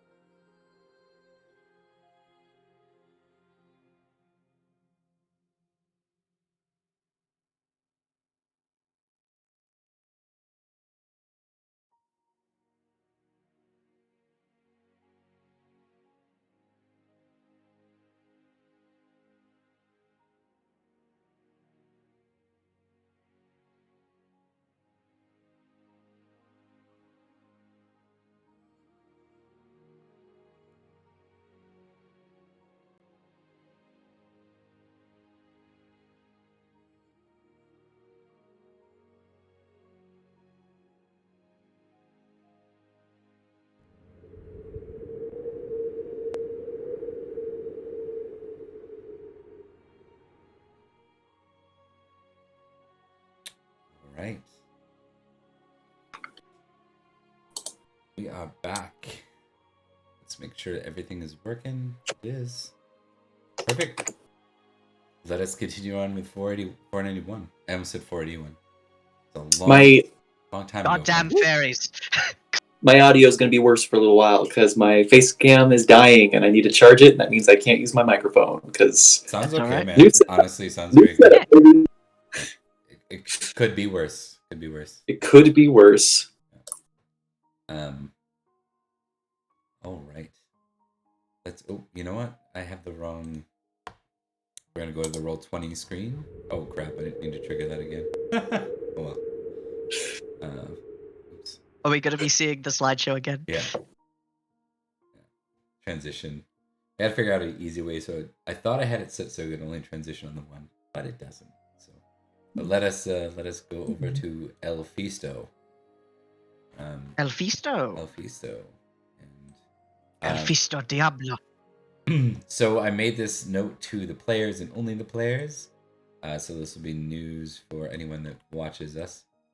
Mr. Burning Pants, Sir Bellius, the bodyguard of the king, suffered a wound that he kind of hid from everybody. And so much so that he continued active duty through most of the winter. You find out that he actually passed in February of this year. That is that. He's dead. Yeah. And rumor has it that he's not taking it so well. There may be some people that shouldn't be here, so let me carve them out. But before I do that, I'm just going to fix Liam's cam because he's off to the side here. Uh-oh, I can move myself too. This is a spinny chair. Okay, you sure? Yeah, let me just look at the stream and see where I'm at here. I am off the side. I can That- I can shift you. It might have just been where you were at one point. Hmm. Crap. Oh, I think I want to be more by the door. Yeah, okay. We're good. And by didn't take it well, you mean King Uther. And not Bellius. Because I assume Bellius didn't take his death very well. Oh yeah. Bellius did not take his death. No, neither did Uther. Strangely. Rip. Well, on a scale to almost everyone else to Edward, how well did he take his own death? Right. Well, he stayed dead for now. Oh. So. Yeah. Mr. Bob, what are we eating? Really good question. Let us find out. Roast herring, boiled bittern, and White poultry meat. I don't Stewed know. in There's some wine. where I'm like, have we ever rolled that? Like, I don't know how. I don't think we've got that one before. No. No, indeed. I don't know how I feel about that, actually. So Sir Cador is not here. Lady Grain's not here. I think everyone else is present. And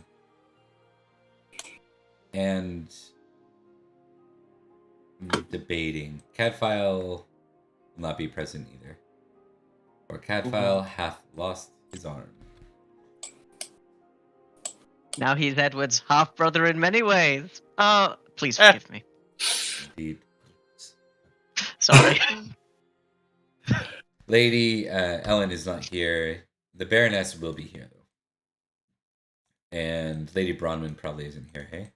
I don't think she traveled with you. Liam? Sorry, Lady Bronwyn is here? I'm asking you. Yeah, of course. She's. Oh, wait. Probably want her to stay home. No. Right? Yeah, I don't think she's here. Okay. All right. I said it out loud. I was like, yeah, of course she's here. And then immediately I was like, no way. I'm fairly certain I'm going to get murdered here. No, she can stay home. She's good. She doesn't have to see that. So we're going to start. Arriving, you find that the Easter feast has already begun. So you're like arriving later. So the feasting has already started as you arrive in. So we're going to be representing that through round 2 of 4. Ooh. Yeah. Alright. So it'll still be a 3-rounder, but things have already happened and gone down. And I've been working on like populating Uther's court so we get to know some of the faces. we'll go through a quick reminder because this is episode 1. So we have Prince Madoc, Prince Bastard Son. We have King Uther. We have Duke Ulfius, the Duke of the Vale, which also includes Londinium in its own way. We have Goratrix, who we talked about earlier, and the duo. He's just happy to be here. We went through Count Roderick. We have Sir Sardinel, the Herald. We have Sir Argan, who had a conversation with Perin at one point. That's right. I remember him. He was the cool dude who bribed me for loyalty. Pretty much.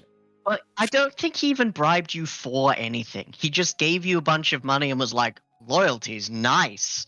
Man, I so wish that would happen to me more often in real life. Yeah, right? Likewise, yeah. If like my boss came to me and like, hey Thomas, here's $20,000. Remember.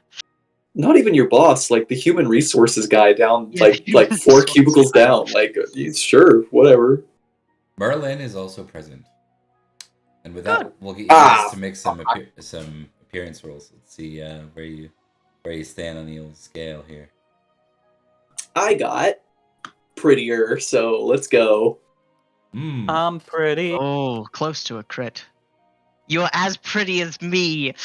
Damn you. Now, Mr. Bob, because I succeeded at my appearance roll, does this mean I am now above the salt due to my arrangement with Uther? You may be, yep. I will be. Feasts are no longer for fun for Perin. This is not what feasts are for anymore. Good job now. Florence is actually below the salt. Interesting. Or no, he's not. No. No, he's Yeah, good. he's Near the he's salt. near the salt. Or near the salt. Yeah. It was a close one. Almost crit. I read 16 for a second on the side.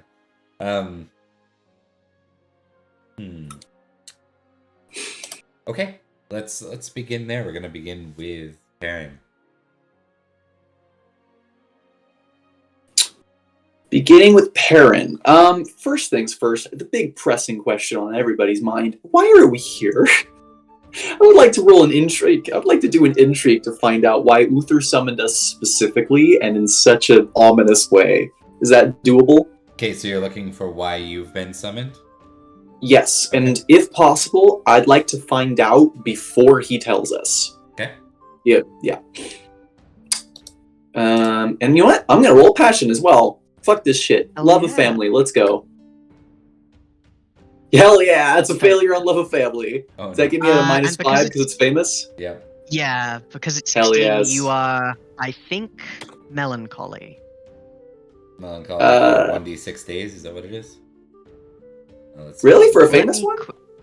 Yeah, let me quickly check and just make sure.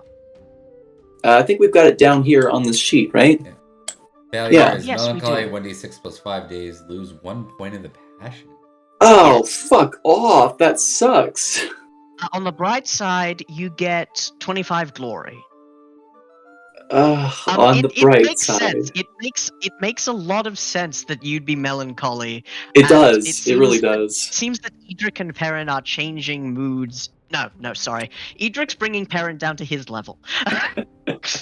Alright, so my love of family goes down to 15 now. Jesus. And I'm at minus Alright. 5 for 1d6 plus 5 days. 1d6. Let's get them max numbers. It won't matter, really. It Probably. won't, but it will matter to me personally. Yeah, it'll be the entire feast either way. You know what? That's going to take I think 7 days. I think it'd be real interesting to make this make sense, because I think that's the biggest thing you want to hold on to. This might be Perin shrugging off the concept of passion in general. Like, I need to do this out of complete, like, I need to If be I'm- methodical if and I'm too calculating. emotional- Yeah, Yeah, if I'm too emotional. I actually really like that. That's a great direction to take this. right. If Perin is too wrapped up in any of his investments or emotions, he's going to have bad thoughts about how this is going to go. That's a great idea. And your Now what- melancholy can be tied to, like, what you were kind of behaving a little melancholic already, right? Because you were nervous about Uther and everything. Correct. And that is a failure on the intrigue as well. Okay, not a fumble. It so would have that's been good. a crit. Not a fumble. Could be worse. Uther could hear the way to asking. point that out, Thomas. Like, hey, that would have Yeah. been a crit for you. Sorry. So, what do we want to do as far as who would Perin have approached her, or are you just trying to kind of get like the whisper gossip a bit more? I think. I mean, he's at Uther's table.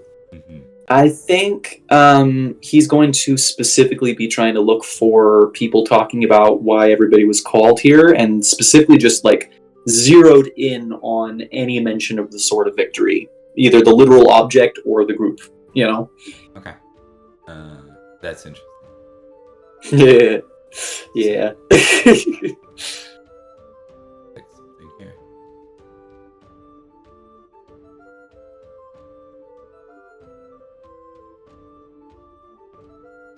All right. Let me just see.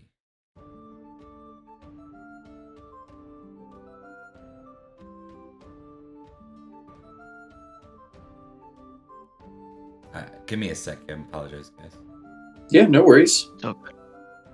Should I start singing "Never Gonna Give You Up" again? Because like I've been watching Ted Lasso, and it's a very good show, and it made me like that song again, which is insane. That's an insane thing to say. Okay, hold on. I Let me love just that say song. this. The song was good already. It's a The good reason song. people don't like it is because people believe they shouldn't like it. It's overexposure is why I didn't like it. I heard it It's too many overexposed. times. Okay, fair enough. Fair enough. Rick It is a good Astley is song. a great singer. Rick You ever Astley see, is a great singer. He's doing insurance ads now, where he's just recreating the music video for an insurance company. That's a little Really? weird, but I still respect it. Yeah, Respect same. the hustle. You ever seen? I think it's the same people that do the bad lip reading, but they do. They take music videos and they like remove all the music. Oh, yeah, remove the. So it's like it's just the Foley sound effects and like the people singing or like going like. There's a great like David Bowie and Mick Jagger one where they're like dancing in an empty warehouse and you just like it's dead silence and you just hear like feet tapping and one of them go like it's really silly. There's a really good one love... with Please, there you go. there's a really good one with Elvis. It's him on stage, and it's just the shoes swishing across the floor, and him like playing the guitar, but it's not in tune. It's just pulling the string. In a similar vein, oh, sorry, you go. No, you go. In a similar vein, there was a good video they did where it was where it was the medal scene in I think it was A New Hope, where everyone was handing out medals and like Chewbacca got it and stuff, and they just cut out all the music and Yeah. like the only sound was like occasionally a or an awkward cough from the audience, Yeah. to show precisely how odd it would be. Yeah. John Williams That really seems sells really that universe's existence, Oh, right? yeah. Without that music, it's just odd. I love it. How we looking, Bob? Should I keep riffing? Am I good? No, I think we're ready. Okay, because I can keep riffing. I could go all night. I drank way too much black tea tonight, so I'm caffeinated. Tonight we got Liam up on the mic. hey, you know how do you feel about that airplane food? Introducing Liam. You might recognize him from previous games. So you kind of dig around to find out, like you're talking to somebody, and Madoc, you feel Madoc kind of like move over. You can like see his presence because the sun goes out for a second as he's standing over you. Perin. Oh, Madoc, sorry, I was somewhere else. Well, what's the matter? Very specific choice of words from Perin there. I heard I heard that you were in the advanced retinue looking for the Duke. Florence and I, yes. And you couldn't locate him? Bob, I hate you. I hate you. No. Neither Florence or I are particularly good hunters, though we gave it our best shot. Florence was very effective. He took it far, and they seemed to be moving quite erratically. We think they were trying to throw us off for some time before we lost their trail. But Florence and I couldn't make sense of it. It was like their footprints vanished. Well, that explains it. I know that Duke Gorlow has been somewhat adamant against magic. But have you ever seen Merlin do something that could hide someone's travel like that? Yes, of course. Aye, and I'm not sure how it would have looked from the outside if someone had done when he did that with us as well, but We tracked their, or at least Sir William claims, that they were confident that they had tracked the retinue, which was larger than the retinue that left the White Tower, or at least those that we knew of. It seems they had some aid, and their path took them through Summerland.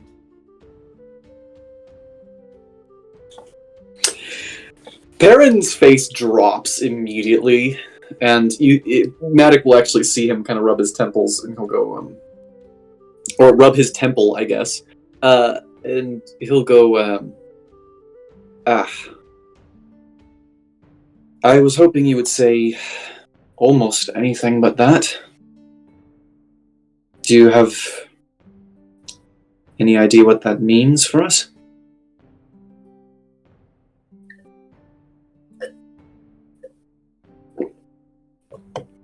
He looks down, looks up, bites his lip, and says, "Do enjoy the feast, my friend."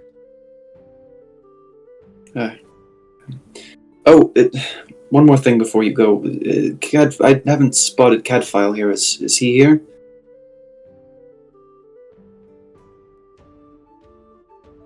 He's been maimed.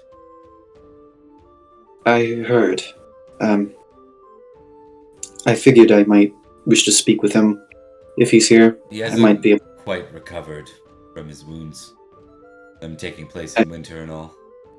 Yes, of course. Do let me know. I feel like I might be able to impart some peace onto him, at least. Perhaps you can get through to him better than I. For what it's worth, ever since Edward died, his entire being has been revenge against the Saxons. I'm not certain what to leave him with now.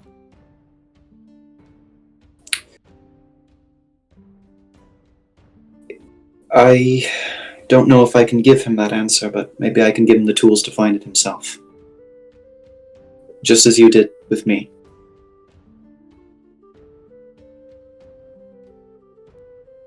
And with that, someone calls to him. And we're gonna do, just for viewing purposes too, we're gonna do the geniality coin dance as well. So you're gonna get 2 of these. Every Ooh! Oh, fancy! That's much more engaging than me typing it on a Discord server. Yeah. I think it's probably still good for the permanency of the Discord, but this is better for the audience. Yeah. Also for me, because my brain don't work too good. But interesting. Yeah, so hopefully Perin was able to cover up his crippling suspicion and paranoia with some kindness. That's kind of With the vibe, Madoc's right? intrigue, I think you're a shit out of luck there. He's Well, granted, Madoc's probably not melancholy. fair. But yes, But Madoc Madoc is sucks not a at strong anything intrigue involving subtlety. specialist. Yeah. No. He doesn't. Even on Perin's worst days, he can run circles around the Pendragons. Yeah. hmm All right. We're gonna go to Florence. You're up next. All right. So Florence is going to draw some cards. No. I know. Do you draw 3 now? That is yes. I am over 4,000 glory. Are we? I think I draw do you 3. need me to confirm? Yes. One second. Yes, Because if I you am could. over 3,000, and I don't know if that makes me 3 or 4. I know 3,000 3, does. 2 or 3. Gotcha. Two does. You get to draw 2 cards. 3,000 is nothing. I think 4,000 is 3. Right. I'm not sure though. Just checking the book of feasts real quick. 3 might be the max. Christ. Not sure. I know 4,000 is something. It's 2.5 cards. 2.5. You got to draw 2, and you cut one down the middle, and you have to read Yeah. half of the text. 4,000 is 3. Now I will warn you. This is one of those aspects of the feast we haven't seen yet that you're gonna hate more. That is with the better glory. The better your glory, the more likely you are to get a host card every single time you pitch. And you have to pick the host card. Yeah. Yeah. Which is actually a beautiful, like, it's a boring mechanic, but it's beautiful from a themes perspective, because like the more important you are, the more some host is seeking you out for every single friggin' scenario. Like you don't get to just be a face among the crowd anymore. I think that's kind of I don't know if it's an accidental mechanic, but it's a brilliant one if it's not. So Yeah. This just in, Edrich stays at 3,999 glory forever. Yeah. just ops to over and over and over again. Yeah. Nice. Ooh. Fashion disaster. Host calls for a dance. Well, I already know which one I'm picking. God. You might have 2 host cards. And Lady in Distress, so no. Oh no, that would have been fun. Yeah. Yeah. All one. I think it'd be even more interesting if you see the lady in distress, and you move to bail her out, and then the host is like, "A dance." Okay. Oh, I've accidentally picked up Duke Orpheus. Sorry. Sorry, Duke. Weird. I didn't mean to. You didn't even roll flirting yet. Yeah, I was about No. to say, that's some speed. That's some real speed work there. It's alright. Any I can percent feel up Duke when I'm not Orpheus supposed date to all run. the time. So, with this, the host calls for a dance. Dancing all players. Opposed. Diametrically opposed. Both. All right. This is a will Perin be joining?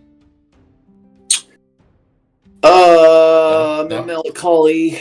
Do I get a chance to? Do I get a chance to not dance? Well, Is this I mean, my chance to dance? you're supposed to Okay. dance. The host is called for one, but Yeah, better question. If I'm at a -5 to a score of 2, what does that do for me? It means you only succeed on a 1. Cool. So it can't get any worse than correct. -1. Correct. Great. Let's try it. Let's go for it. Sure. all right. Oh, Hell yeah. Oh. the worst part is knowing that you would have succeeded. I think that's the worst part. Now, here's the question. Because Uther is calling the dance. Can I dance for Uther? Can you dance for him? Yeah. Dance Can I for my roll homage, Uther? You activate the passion. Yeah. Oh, yeah. I thought about doing Yeah, I'm it. fine I with thought about doing it, but I want to save it for something more, Wait, can I actually? Hey, I don't I'll see do why it. not. Yeah, it's the Lord's Alright, command. homage, Uther. Or the King's command. You're going to crit. Ah, That's a success. right. It's not a crit, Yep. however, still plus 10. Because yes. it's above 20. Yep. Or it's 20 or above. And now I dance. You get a big bonus for that. can It also dance makes if you you want. behave in ways where you don't even get a choice sometimes. When you're in those, Exactly, yeah. those 20 plus things. No, It's great yeah, until I've it's not. noticed. Yeah. You can dance if you Oh want. my What? god! What did you? I succeeded, but at what cost? Natural rolled a one. Yeah. Yeah. Da-da-da-da-da. It's still a success. Yeah, you still so, beat the other two, so that's it. +2 geniality for Florence. So Florence. Now, is that plus? I know we've had this before. Is that 4 geniality or 2 geniality? Because he did I think it's succeed just and 2. he did win. 2. Okay. Because I think if you don't succeed, it's a partial success, so you get 1. Yeah, correct. Or if you succeed but you don't beat the top person. Right. Yeah, it's a Oh, partial gotcha. success if you're not the numero uno. Yeah. And that brings me to 3 geniality. Yes. So I get 1 for being near the soul.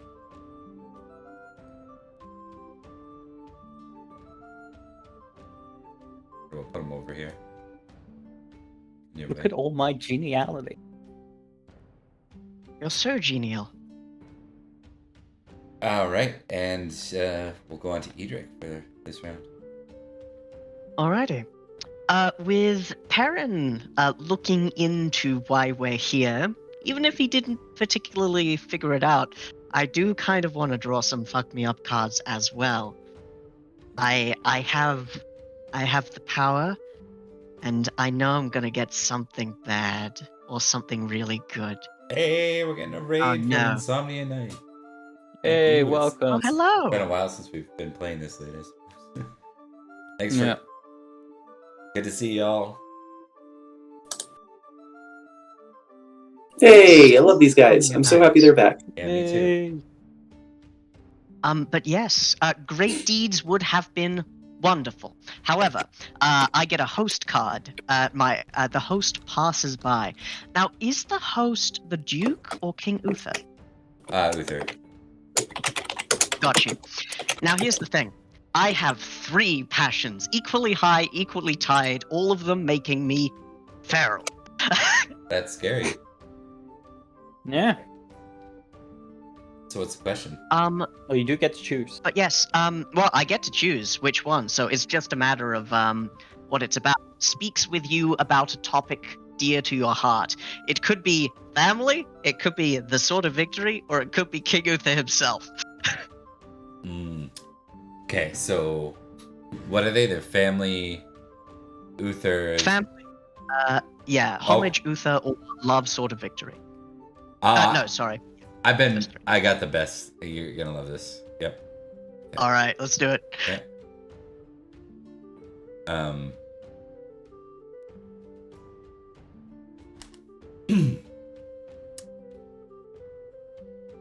You may roll any of the 3 because they're the same. Right? Yeah. So you get to choose. Yeah, it's just a matter of the conversation. I think it'll be funnier if it's homage Uther. Okay. No, that makes sense. Success.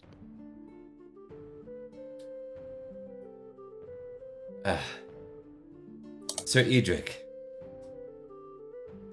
Your Majesty. Did you hear the news about Sibelius? I did. You have my condolences. I know the 2 of you were quite close through many a campaign.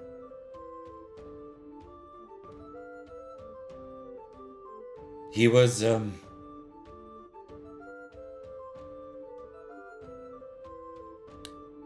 himself, myself, Orpheus. We are 3, the only 3 remaining. Of an age of old warriors, old men. Which you know is not true. But Yeah, there are plenty. A lot of them did die, though. But there are a good number. I mean to... Oh, and I had new token. Crap, I forgot to update his fancy token. I'll do it for next session. I'm getting a headset recharge notification. All good? Didn't want my headset to die midway through. Okay, his loyalty will be irreplaceable. And his friendship was one of a kind. He spoke I kindly of the three of you, and I've been thinking a bit about family, about how little I have left. It's just Madoc and I, you see, and with another friend gone, well, I just want you to know, my friend, there'll be opportunities soon. I call a muster. He pats you on the shoulder. Of course, my king, and I will be there to answer it. I am familiar with deaths of those close to me, happening in quick succession. It does cast a number of what would normally be the mundane into a more tragic, impermanent light. But whatever else, you have my sword, and, well, Ulfius is with you still. Indeed. To be truthful with you, when you spoke of your feelings for this Saxon, I didn't really have, well, remorse for your situation. It seemed foolish, to be quite honest, and in all truthfulness, most would agree. But I understand now a desire for one. We will be marching soon. And when we do, I want you to think hard about your loyalty. If you prove yourself, I may go against our niceties of our culture, and I might give you that opportunity you're looking for. I would be honored, and you won't be disappointed, Your Majesty. Whatever I can do, I will.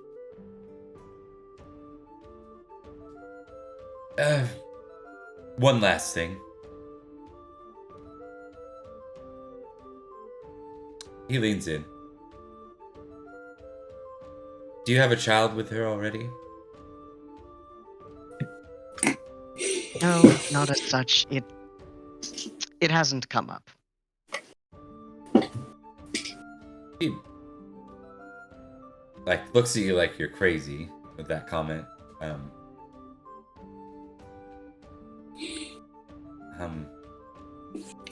Fair enough.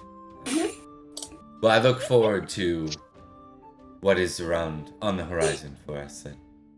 For love. Or desire. Indeed. I have hope for the future.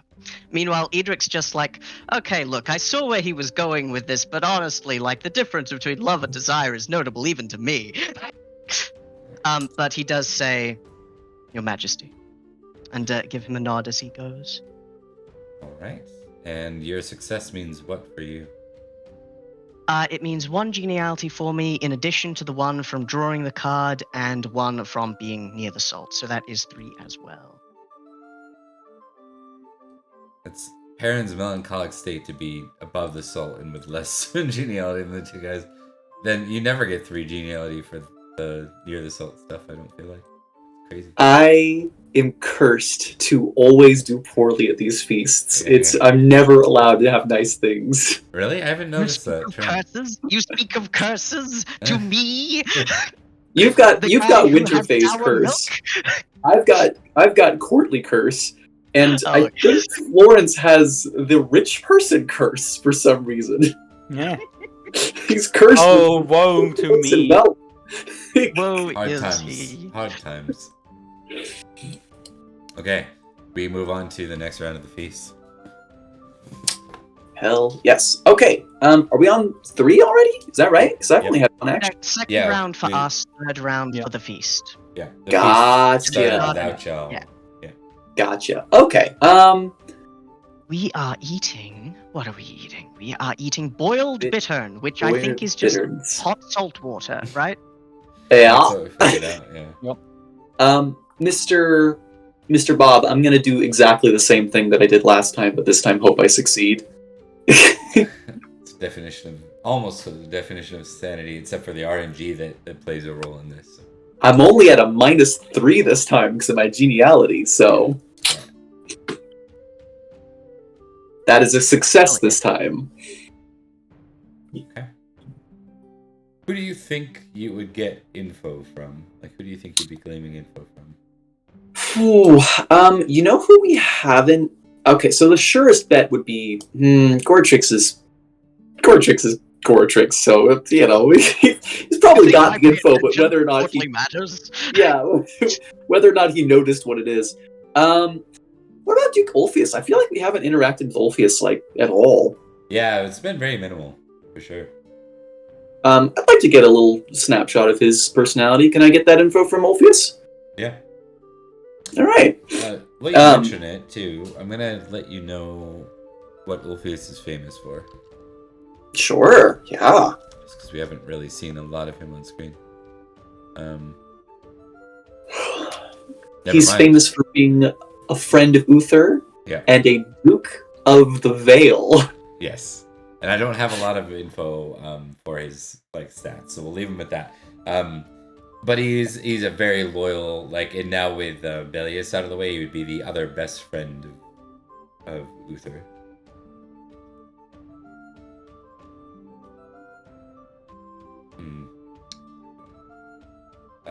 I think so. People are moving about the feast at this point, and Ulfius says, "Sir Perin, good to see that you found your new spot at the table."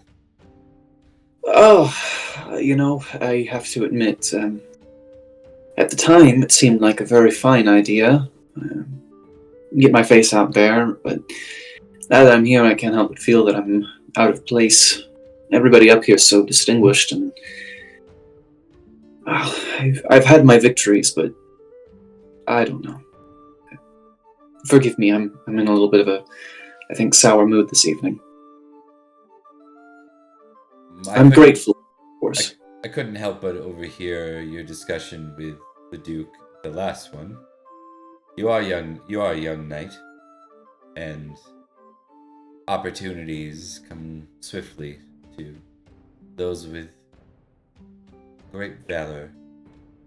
I think the three of you have distinguished yourselves rather nicely. In fact, the king has been overcome with sorrow for Bellius. I tried to make myself in time. Hello, neither. He speaks very much about wanting to keep his friends closer to him, his allies and his trusted, and I must say that he mentioned the three of you by name. He did.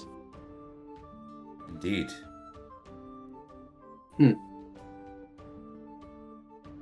Well, that means a lot to hear him say. Or to hear you say, rather. I appreciate you being forward with me about that. I haven't been so much questioning my place under Uther, but more of, and he gestures to his arm, and he goes, my usefulness, I suppose. I know I have value that I can provide, but it is an uphill battle that I never would have imagined when I was younger. You know, the first time that I really saw combat, we were, I think we were staying at Humble Creek Manor, and we were raided by Saxons. Sir Gortrix was there, and... I recall. Right. I remember my knight being injured so grievously that he still has some difficulty speaking. And I remember being told to run, but all I could think to do was to pick up a sword and just try to do something that mattered.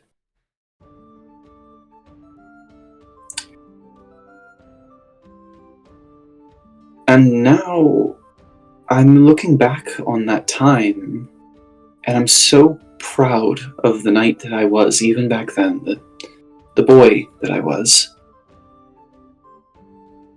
And I can't help but think about if that boy would still be proud of me.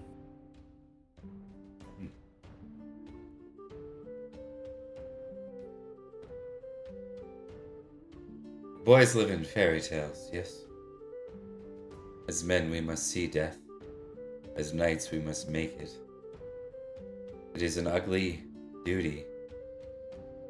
And if our swords weren't turned towards our enemies, then their spears would be in our guts.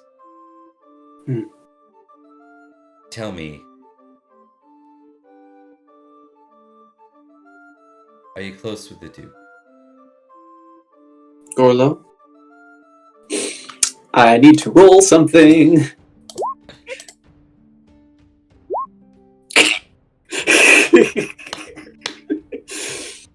I'm going to check deceitful, and do I get 10 for that as well? Yes, you Yes, do. you do. Yes, you do. Oh, lovely. Perin goes, I think it would be more fair to say that the Duke felt he was close with Florence, and I was a part of that.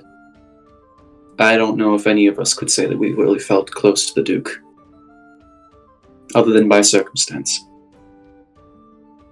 Interesting. There are those amongst Uther's court that spoke of the three of your relationship with the Duke. And I must admit that with my own eyes I saw a protectiveness in Gorlo. In fact, I believe you are sitting here now by his recommendation. And I don't say this to doubt you, because I don't. You say what you say and I believe you. I have no reason not to. The next few months will be hard. And I want you to know that, in a way, I understand.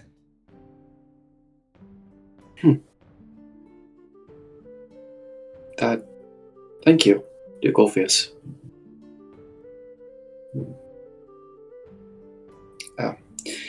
Forgive me, I'm bringing down the mood of Easter. This is a day of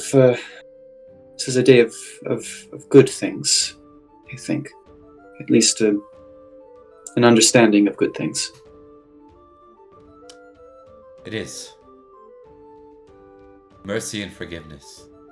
Lest we not forget these lessons.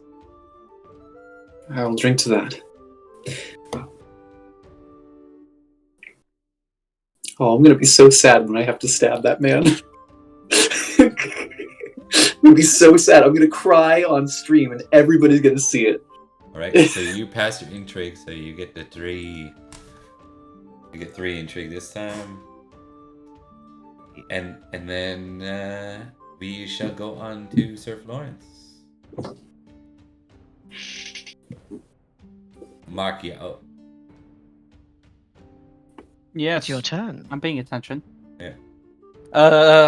I'm going to draw some cards again Well, yes. for this round, in preparation for my action next That's round. good. One up. Ooh, keep dancing. Guarantee it gets ruined. So no dancing today. Time to share. Oh, Hey! Hey! I can actually pick Very one. nice. One of them fits well with the last one, and all of them go really quite well. Okay. Time to share suddenly. First seem inconsequential. Keep this card. Whenever you draw another card during this feast, you may give it to another player. I'm not going to, so that's not actually useful for me. You are moved or invited to dance the night away. Roll dancing. Success. Your dance attracts the gaze of an eligible lady. Flirting is checked. Your dancing is admired and commented on by many. Critical success. And then fumble. You'll get it right. You may keep this card until next round and play it again instead of drawing a card. Keep If you do dancing. not, lose 2 geniality. And then finally, a lady's gift. Several knights speak about gifts to their ladies. Okay. So to be honest, my dancing is only a little bit worse than how much I love my wife. Oh man. Which way do you want to take this? I will note your wife is present. She is present. So yeah. I mean, That just makes it better. you know, I'm gonna. Oh, I don't. I'm gonna pick a lady's gift. Yeah. Don't let me influence you. I'm just saying. Yeah, no. I want to be clear. Out of curiosity, can I roll a passion to add to my passion?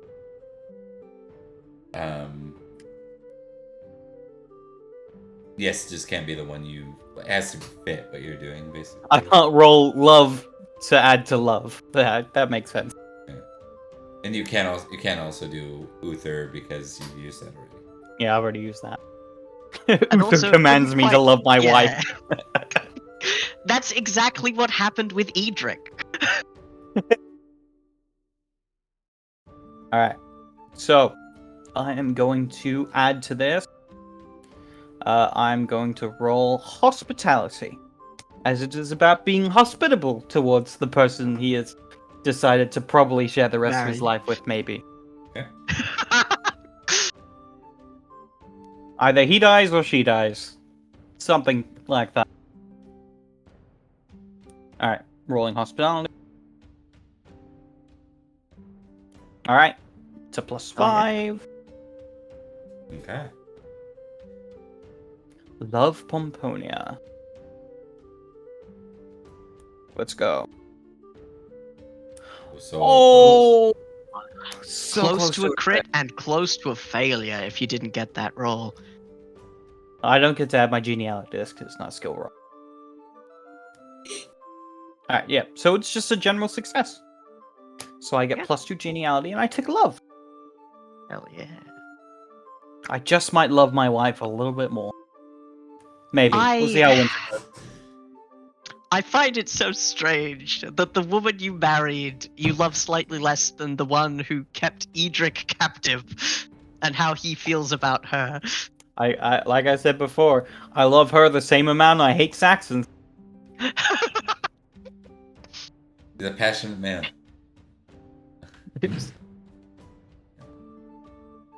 Alright. +2 geniality. But yes, And then 2 geniality, and you tick. So it's total of extra 3 geniality. Indeed. All right, so Idrich... I have a question. Oh, yeah, go ahead. Yes. I have a question for you, Liam. Do you want me to try and break you out of melancholy in preparation for the next round? Can you do that? You can. You can snap out of it. Yeah. Snap someone out. Hey, man. Wouldn't hurt. But also, like, Perin's going through his own journey right now. If you want to enjoy your feast, you enjoy your feast, buddy. You use that action how you need to. I love my friend so much. It's true. So much. I think, like, with Uther walking away, Edrich looks around, kind of spots Florence, like waxing poetic, giving a very romantic speech to the Baroness. But he looks over and sees Perin, and Perin has been glum for a little while, but this seems a little different. It seems bone deep. It seems like the kind of feeling Edrich has once every week. You're like, man, I I've think been there Edric- 2 times. Yeah. Edrich recognizes that the pit beneath Perin is bottomless, and he's hanging by a thread. And if he looks down, he's going to start falling. And Wow. really, that's not anywhere Edrich wants a friend to be. Fair. All right, let's Oh, Jesus Christ! A Just giant Uther appeared. updating the icon. Don't mind me. Yeah. He looked angry at me specifically. He stares right into my soul. Edrich is going to see if he can circle above the salt and speak to his friend. All right, I think it's doable. I think people are mingling about, and with your geniality, I don't think you'd struggle to get up there. So, Gortrix probably turns to like stop you for a minute. He's like, "Oh, Hey, it's cool. Like, this is both part of my job because you're with the Sword of Victory and you're my cousin. It all works out. Come on up." But yes, Edrich approaches Perin from his right side, and he doesn't sit down because he cannot sit. But he does say, "Sir Perin, you seem out of sorts." Yes, I could say that. Suppose you could say that. Is it that obvious?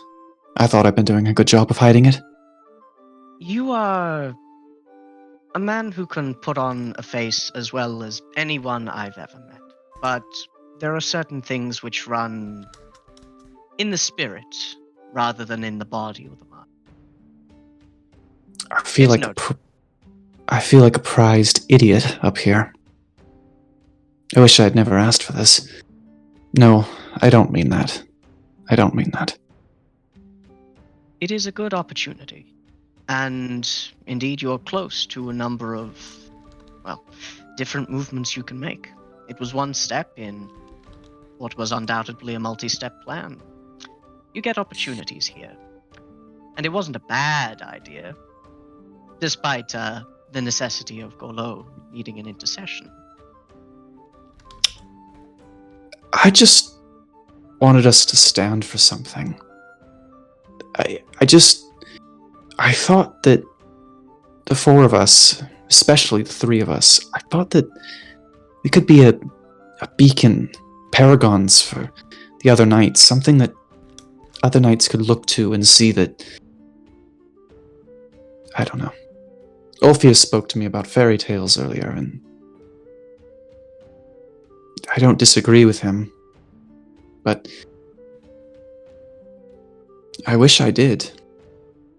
I want to fight for a world where I am able to disagree with him.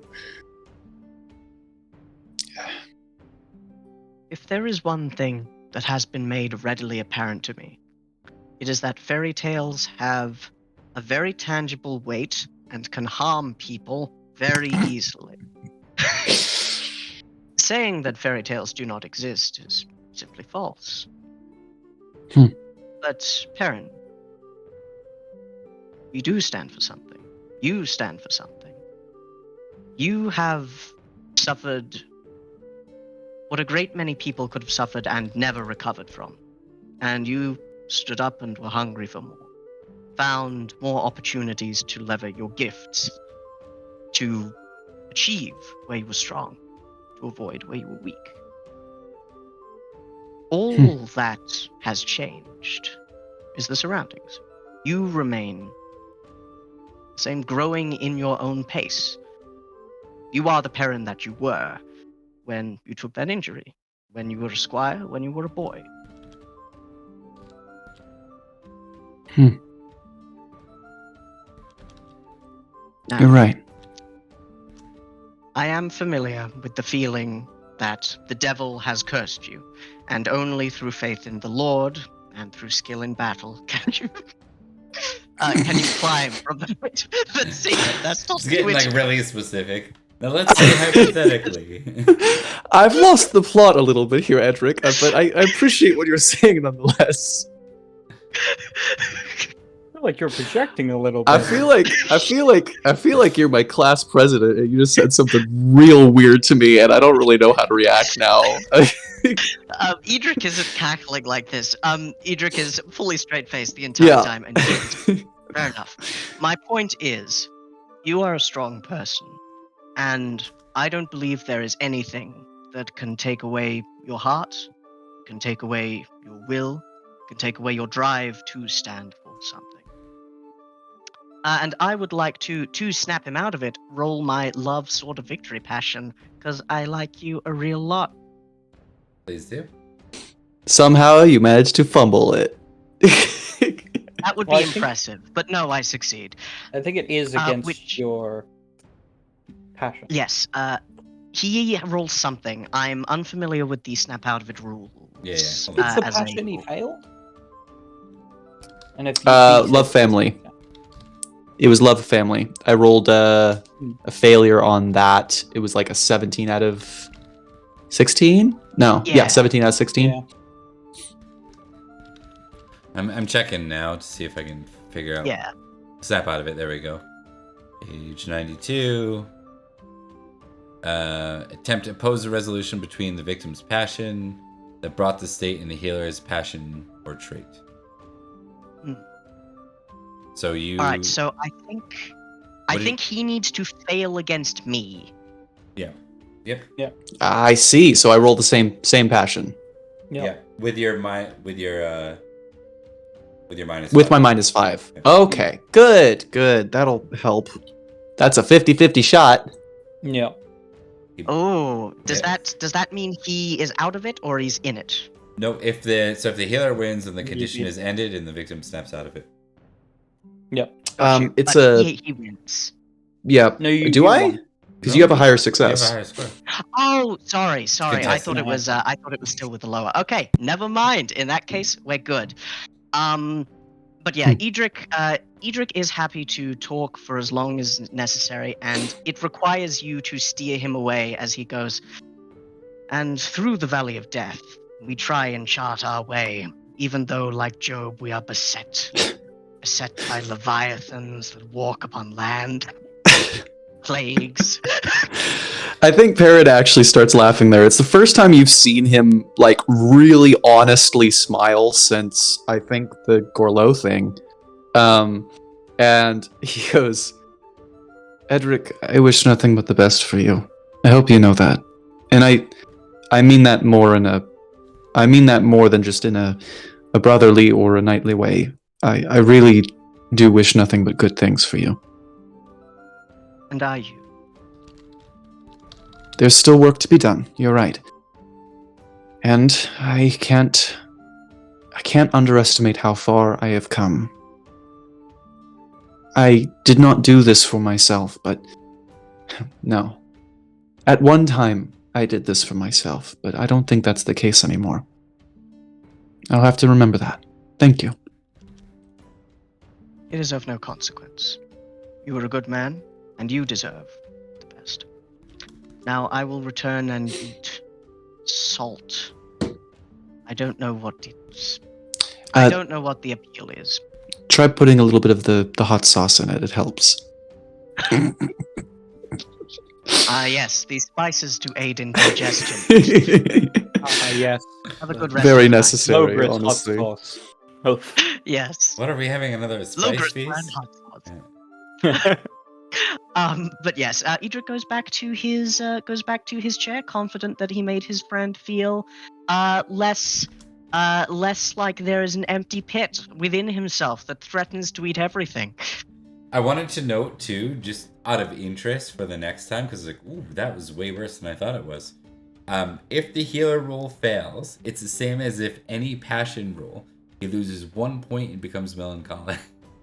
Ooh, Yeah. oh man, that would have been awesome. Yeah. Edrich would have just been like, I know how you feel. I know how you feel, and you're exactly right.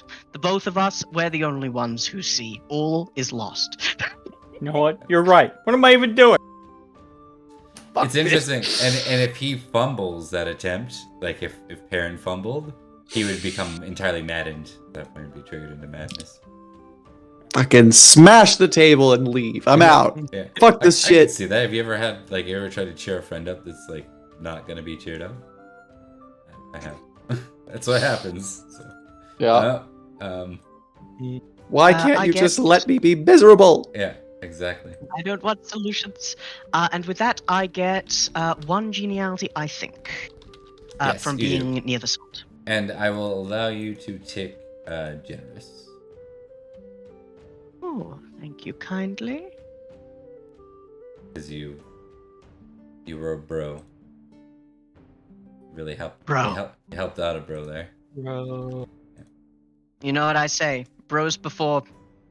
Well, I generally hoes don't come into it, but bros in general. Bros before bows. Yes, that's a Before good bows? point. Drop Bros bows before on. 'em. Thank you, Liam. Okay, we're gonna continue on here. So that is the next round then, right? Why don't we do? I think it'd be interesting. Well, we just had some player input. Like, y'all have had a chance to roleplay together, or so should we just carry on then? Does that make sense? Well, unless I'm good with that Florence unless Mark wants some specific time. I don't really have anything that Florence would say to you guys.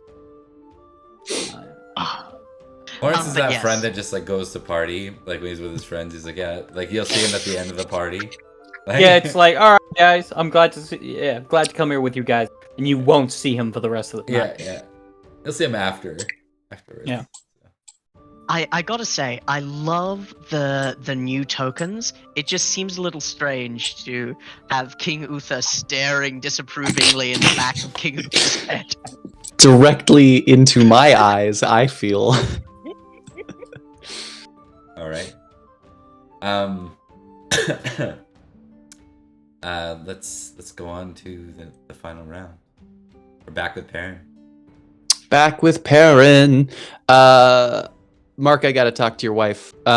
Shocking, although I'm not gonna get the tick for it. I do need to make Again? another. I know, I need to do another. This time it won't be as weird. Well, it'll be a different kind of weird. It'll be a different kind of weird this time. I already got the tick for it, but I'm gonna need to roll another intrigue. Is that cool? Yeah. All right, cool. And You're allowed to do it. am I gonna try a passion again? You just can't do the same you, one. man. You have to do a different one. I know. I'm just not sure. I'm scared now. Well, yeah, that's true. So you got geniality, Just roll but you your- can't use it on your passion. So. okay. Yeah, Roll you your know what? homage Uther. No, never mind. I can't fail if I just use my geniality. I forgot about that. How much No, Uther? you can. Hey, hey. What was that? I You don't can't- get- I you can't don't on get to an apply intrigue your roll. geniality to. Oh no, that's right. Correct. On an intrigue roll, I Yeah, can though. yeah. Yeah. Perrin's gonna do an intrigue with Pomponia. Okay. The intention here is I would like to use my quote unquote alliance with Pomponia here to discuss with her preparing Salisbury for war as quietly and effectively as possible, making connections with other. I want to basically be like, I'll talk to her about the specifics of the plan in there, but just start preparing Salisbury for the worst case scenario. Let's do it. All right. Oh, baby. Hot damn. I forgot geniality was so cool. So, Your Yeah, intrigue is amazing. 16? correct. Cool. Oh, she would have crushed it there too. Damn. All right, let's play this out. I think Perin will find Pomponia if that's not a faux pas to do. No, there's lots of walking around and mingling at this point. Cool. He's going to approach Pomponia and goes, Baroness, it's good to see you. It's been some time. Sir Perin, likewise. I missed you at the last feast. I'm glad to see that you're doing well.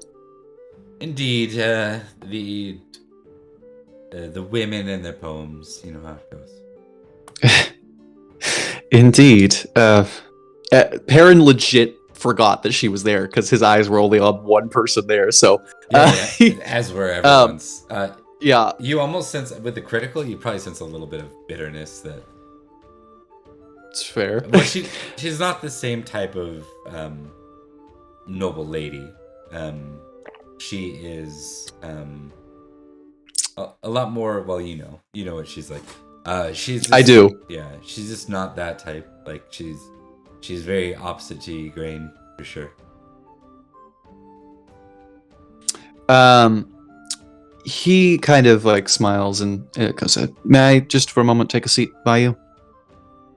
Please do. And he sits down and like with a big smile on his. Again on the another little one.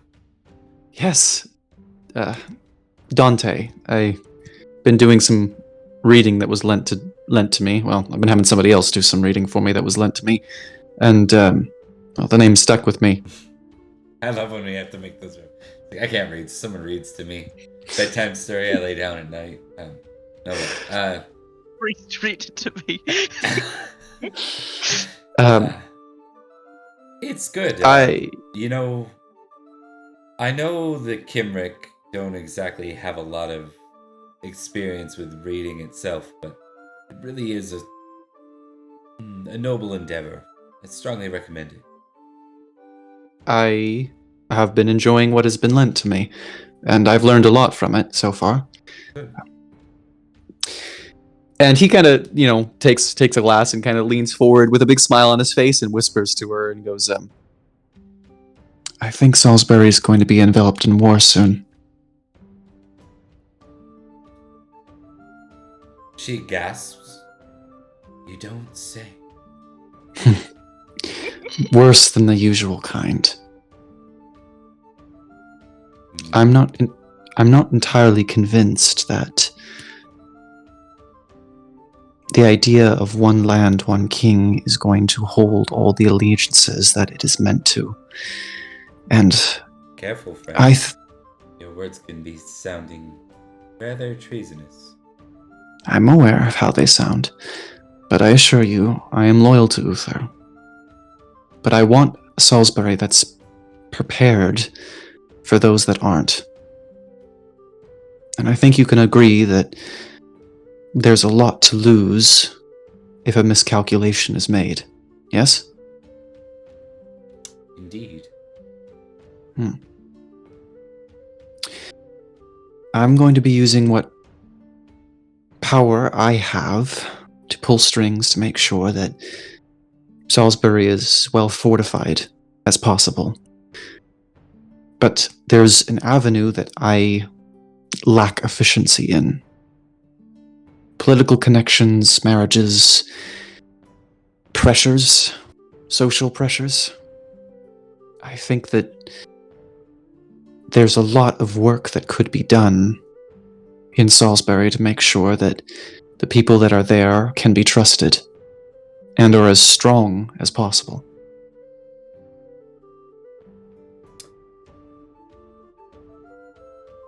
She nods.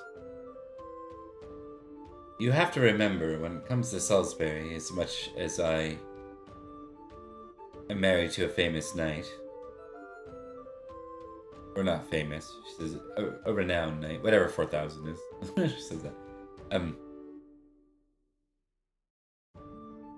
I am seen as an outsider of sorts. And on top of that, an outsider from Silchester. The rivalry between your count and Sir Blaine's is a very hot topic amongst all the knights on both sides. And on top of that, the Atreides in the area, well, they have a long history. They were crafty sort, some of them. I don't doubt it. Regardless, though, I understand what you're saying. And I agree with the risk that you assess. Though I will never speak those words, especially in this court. And if you call me on it, I will deny it. Call you on what? Last I understood we were talking about our children, right? Of course. Do what you can, Pomponia. Be it on purpose or on accident, I think you undersell the amount of sway that you realistically have here. There are a great deal that respect your abilities, and I believe you know exactly which people do and which people don't. Lean on me, if you must. I can reach places that you can't. I hear about your recent position. Congratulations. Pity that it came by Duke's recommendation. I hope that the three of you are careful with the relationship you've held. And I hope you realize that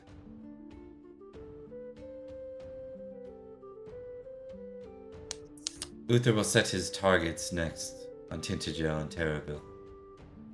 He has not stopped talking about it all winter long. In that case, our time is short, isn't it? Don't worry, Baroness. Such things couldn't be farther from my mind. And he kind of smiles and stands and nods to her and makes his way back to his seat. Yeah, so with the critical, as much as she plays that way, I think you've got like an ally there. As long as it's not crazy and it's mutually beneficial, she's on board. So She'll all I need her to do is what she can. Yeah. You know, get in the ears of the right people to make sure that people are building fortifications and you know, people are understanding each other. You know, we've got isolated allies. Mm-hmm. I think she does say, I'll speak with Florence about investing in fortifications soon if he's not already considering such. After all, the Sand Dunes is fortified, so if he will not, then I will insist that he moves to Silchester alongside me.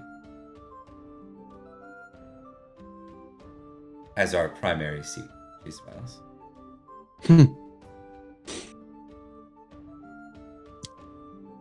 Interesting. Very interesting. All right, and we will go to El Florence for the final round. Alright. Florence is going to spend this round attempting to endear himself with his dear Count. Count Rhodri. I do wonder what role that would be.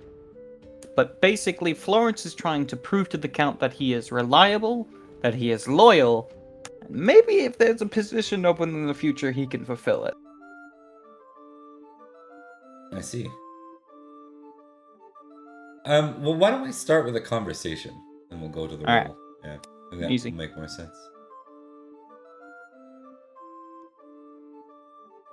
Alright. That Lawrence makes his way over, as if approaching by accident, but really being there for a reason.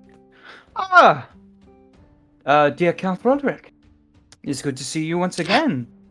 I hope you are enjoying the feast. Indeed. His eyes are looking across one particular person right now. Yeah. Yep. I think with that, Florence follows his gaze and goes, yes, unfortunate company, am I right? Indeed. Yet every time I'm here, I have to deal with him. I really must profess that I wish that the Duke had found a different... Anyways. It is for that I do understand greatly. I can understand that it is certainly of no comfort to see a man such as him here. If I may speak honestly with you, my Count, he kind of, leans in and goes, he does not strike me as a man of honor. No. No, I see the way he looks at my wife when the two are in the same area. He's not forgotten his desires. Once more, I see it a ploy to take away one of my better diplomats in Lady Fleor. Clever move indeed. I see. Well, I must say he seems intent on being a thorn in the side of you and, in honesty, all of Salisbury. Because I want you to know, my lord, all of Salisbury would stand with you, no matter your decision. And we stand by your side, in agreeing that, if you dare call him a man, over there is certainly not even close to being as great as you.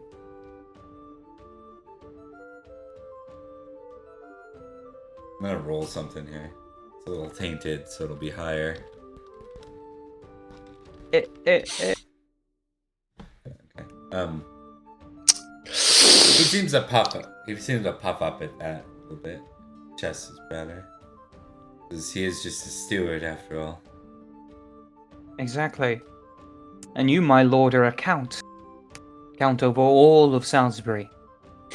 As your father before you. I swear to you, as I have sworn many a time, my loyalty not just to your reign, but to you as a person. As a great and noble knight. Do you know the slander as your wife spoke of it to you? Yes, I have heard of it. Truly a dastardly thing to be spread. Intrigue. You may apply your extra. Hooray. I am also going to roll Loyalty Lord. Okay. Yeah.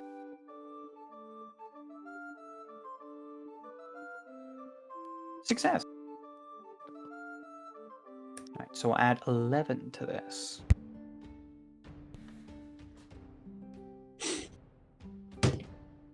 Nine. Good success. He nods. How dare he even suggest that I'm impotent? He knew at all what she's been suffering through. The miscarriages. Could just strangle him for it. Right here and right now.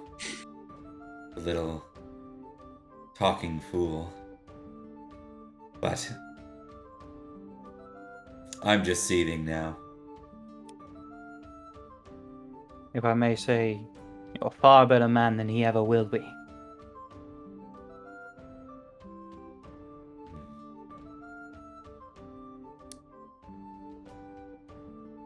I appreciate you listening to me now, Sir Florence. Of course, my lord. It is more than just loyalty that binds me to your cause. More than just my family's past. As those who have served your father, and as I serve you, you are truly a man of great respect. A man of prowess and honor. My loyalty to you is eternal, and far beyond the bonds I have sworn. You know, it means a great deal to have you come here and speak to me of such. I must profess, though, I know that we all have our homage to Uther. That is not something I would ever ask my knights to change. But I've been witnessing the gifts being asked for. Sir Perin's new seat on the king's table. Sir Gortrix exiting our lands. It seems that the houses have had a great deal of interest in jumping forward in loyalties, skipping their liege lord, matters of importance beyond their station. And it means a great deal that you would come to me and speak these words. After all, the king has favored the three of you. That is understandable. But I will always have my faith and loyalty to you. It is through you my loyalty is to the king.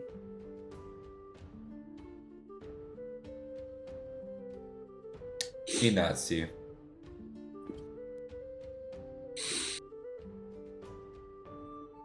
You're a good knight, Sir Florence. Thank And you, with- Your Grace. And with that, I think we're gonna leave it at that. I don't think it's not the type of thing you make an intrigue roll and you get, but you Yeah. favor made- you've yeah. made an impression on him. I will say, if Edrich knew that conversation was happening, he could reveal a juicy little tidbit. He does know. He's been spreading the rumors about the Lady Ellen's illness, which I got from last Easter. That would be good No, to know. sorry, not last Easter, last winter. Though I'm pretty sure that, like, Roderick would just go to war immediately.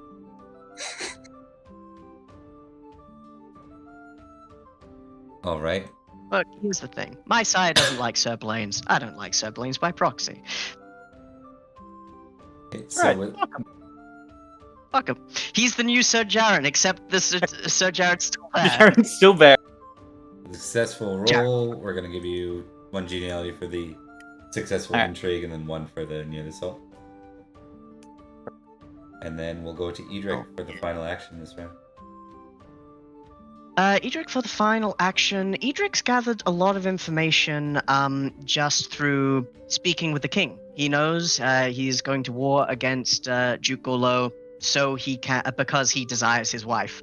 And for other reasons, I'm sure, but he spoke quite highly about the desire there. I'm gonna draw a couple cards, I think. Oh, hello, Lily. Hello. Please do, please do.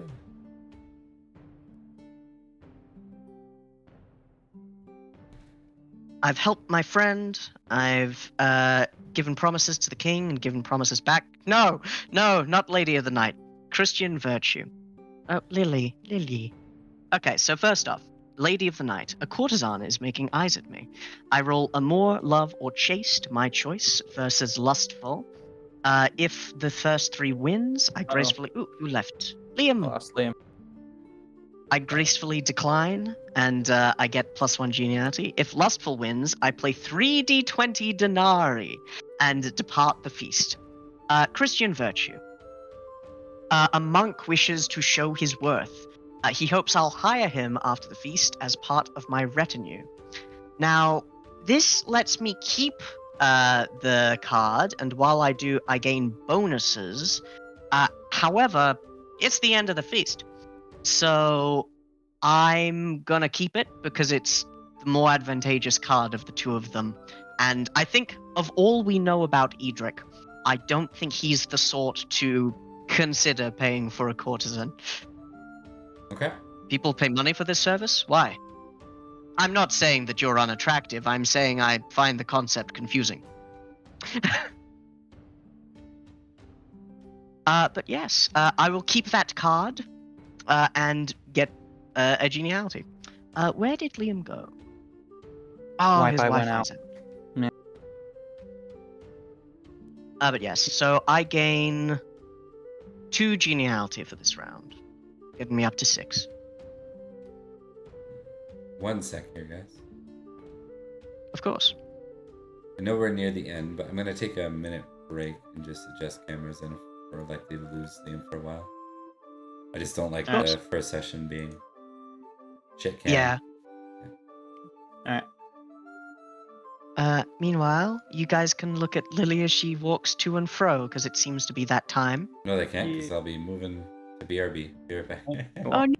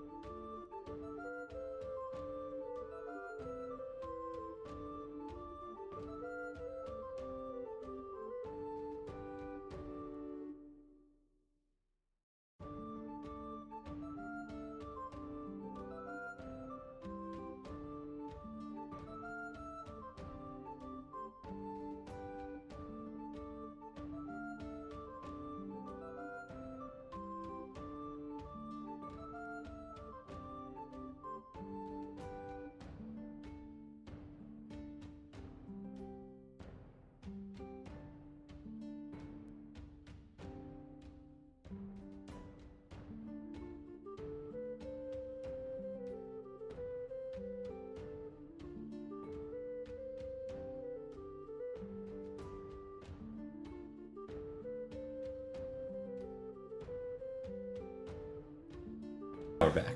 Now we're back. Okay. Now we're back. And we're back. Yeah. Last we left off, I got 2 geniality, and I think that was the final round of the feast. It was. So we're nearing our end here for the episode. We're eating our white poultry meat in red wine. Mm-hmm. Okay. At the end of the feast, Uther stands, and Sir Sentinel, his herald, says, "May the lords of Logris please stand and join Uther. The king would like to speak with you." And then he looks to all 3 of you and says, "The Knights of the Sword are also welcome." Good. Edrich, without hesitation, I might add, will stand and, well, I will say stalk. He will stalk towards the meeting place.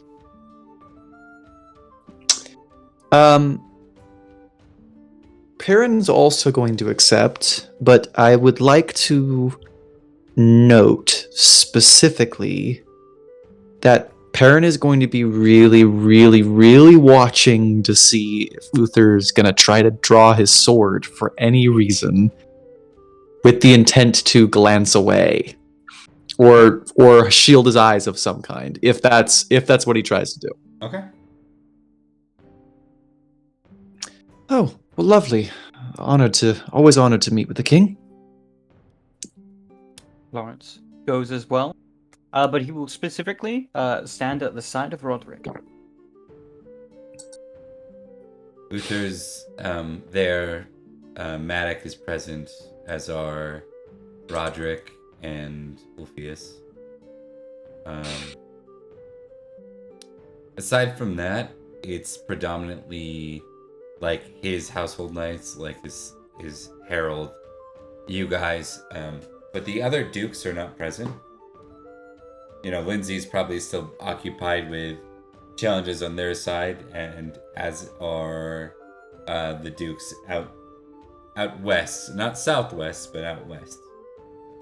I don't know why Gorlo's not here. It's a mystery, really. Yeah.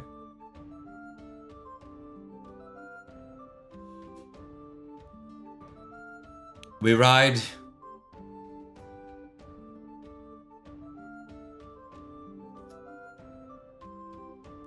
Uther like pauses, and there's a long consideration and anger building up on his face. I've tried to make amends with long begotten struggles.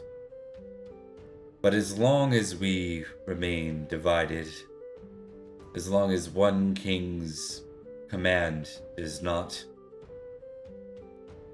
gather those loyal and sworn subjects, Logris will be as far as we go, and Saxons will cover this land. It is true, we have not dealt with the Eastern Saxons yet, but we have matters out west to deal with first. Yeah. You see, like, Madoc is just like this. Madoc really wants to fight the Saxons, and to be honest, likewise. You know what I really hate more than anything is being right. I just hate being right about things. Edric's right about things too. I was talking about this. We get to the same conclusion, but with very different opinions on Very it. different opinions about it, yeah. Florence is straight up wrong. I was pretty sure that was going to be the case. Alright. Intrigue roll for all 3 of you. Seeing this Uther now. Do we add our geniality to this? Don't think so. Oh, Well, For geniality or no geniality? fuck's sake. No geniality. Yeah. I would like to. Learning from the cautionary tale of Liam, I would like to activate a passion. I want to activate my I'm going madness homage to instead. Uther. Yeah. Yes, I would like to go into madness instead. I would like to activate my homage to Uther and really get to the nitty gritty of what he's thinking, what he's feeling, how I can best understand the mind of the man who I serve. 17 of 20. It would have been a crit. I think the way we'll play this off with Perin is whatever you feel Uther is, you're not sensing him. You have a bias to him at this point. Like your bias is whatever you think he is. That is what's happening. You don't need to roll to sense what he's doing. You just.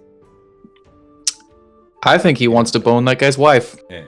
I think he wants to bone that guy's wife too, but we'll see what happens. Yeah, there's this look of madness about him. Like he is near a madness. Ooh. That's never a good thing for anybody to say, let alone about their king when he's in the room with them and he's got a magic sword. I don't like any of that. Now, Curious, does this affect our homage Uther in any way? yeah. Do you think it would, just saying a look of madness? It's a little off-putting. Like, for example, yeah, if I were one of the guards of Caligula, I'd be a little bit iffy about the whole thing. As it is, Edrich activating the passion of homage Uther, he wants to help Uther to get out of this just as he helped Perin. Like, this madness is not a good thing, and hopefully after the war it can be dealt with. Because they're gonna need to be conquered eventually. Yeah, I think with an intrigue roll, like I mean, you've all been around him, and with the rumors and everything else, he has a great desire for Igraine. Yeah. But that's not the only thing that's going on. It's not the only one, too. But that's one thing him and I actually agree on. Perin, I talked to the Duke. I swore to him that you would make moves. I'm not gonna make moves. Oh, hello, Jan. Could I, out of curiosity, roll my homage Uther versus my trusting Golo? Sure.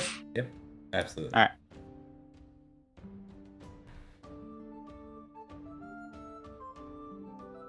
Homage Uther, 15. Trusting Golo is 16. They got a 10% chance. Oh, I fumbled! Boy. Fuck Golo! Let's go! Fuck Golo. Oh wow. Yeah, that drops by 1.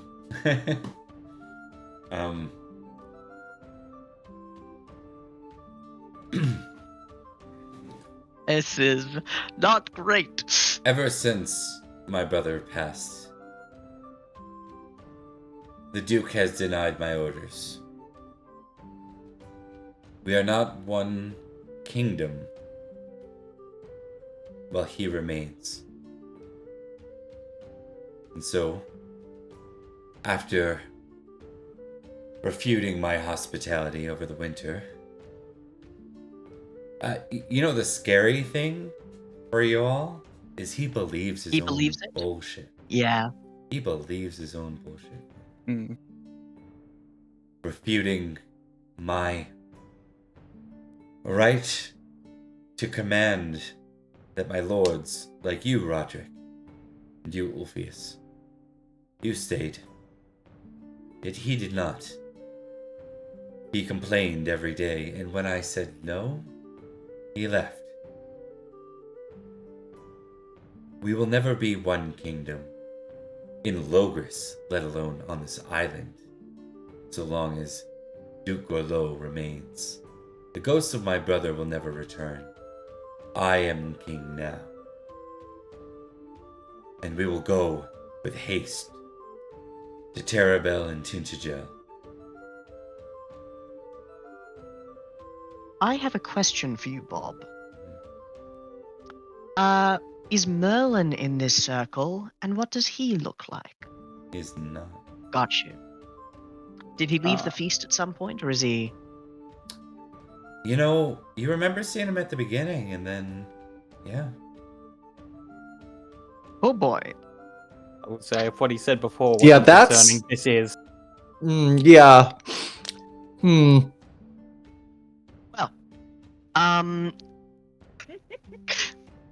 Edrich is down to fight for and help his king, particularly because of the thing that he promised him, and hopefully will keep in mind in. But no. Uther is the one true king, and Edrich stands ready. Okay. Can I roll a courtesy? So sorry. Go ahead. No, you Go ahead, Mark. No, You do. by all means. I Okay. should probably do mine last. All right. Florence as well is ready to take up arms in the name of his king, but he does so at Roderick's side, showing his loyalty and reverence to the king. Can I roll courtesy, please, to see if what I'm about to say is a bad idea? Sure. Fuck you. Cheers. My king, I think you're insane. Okay, good. So here's what Perin wants to say. Perin wants to say something along the lines of, and what about Summerland? Is this something that he's even got on his mind, that potentially Summerland aided and abetted Gorlo, or is it just Gorlo o'clock? I think that's hard, Hey, but don't do that. you saying that doesn't come off. I don't think you use a courtesy to apply to like an intrigue guess. I think you'd have to take a shot, but it's not inappropriate. It doesn't mean Uther won't. Uther's a little mad, I noted, but what you're saying wouldn't be seen by your peers and whatever as Okay. wrong. Yeah. Maybe I'll make that intrigued as well, because I guess the thing that I guess that you're right, courtesy wouldn't apply that. The thing that I really don't want to happen is to plant that idea into his head. I don't want to be the reason that we invade Summerland. I just want to see if he's intending to invade Summerland. You know what I mean? Oh my god, Megan would kill you. You're right. We should What about invade them Summerland? too. Hey, you're right. Fuck those guys as well. Yeah, let's get it. You know what? I Thank you, gonna Sir kill them, Perin. but- I'll have you lead that army. Ah. Ah, shit.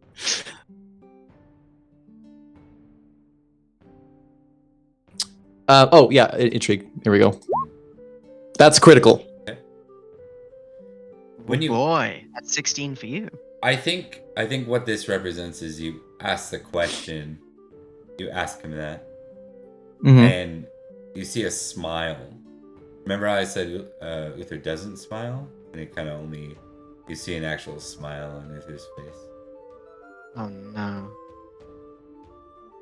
King Cadby and I have made our pacts. We will not intervene.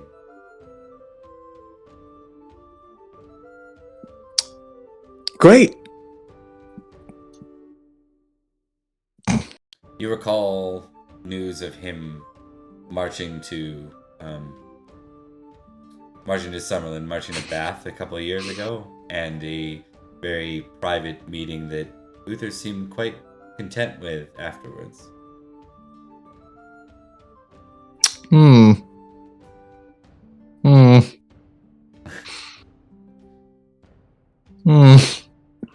I think Perin legit just goes, great.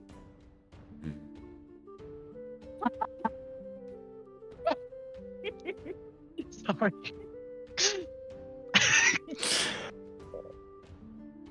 All right.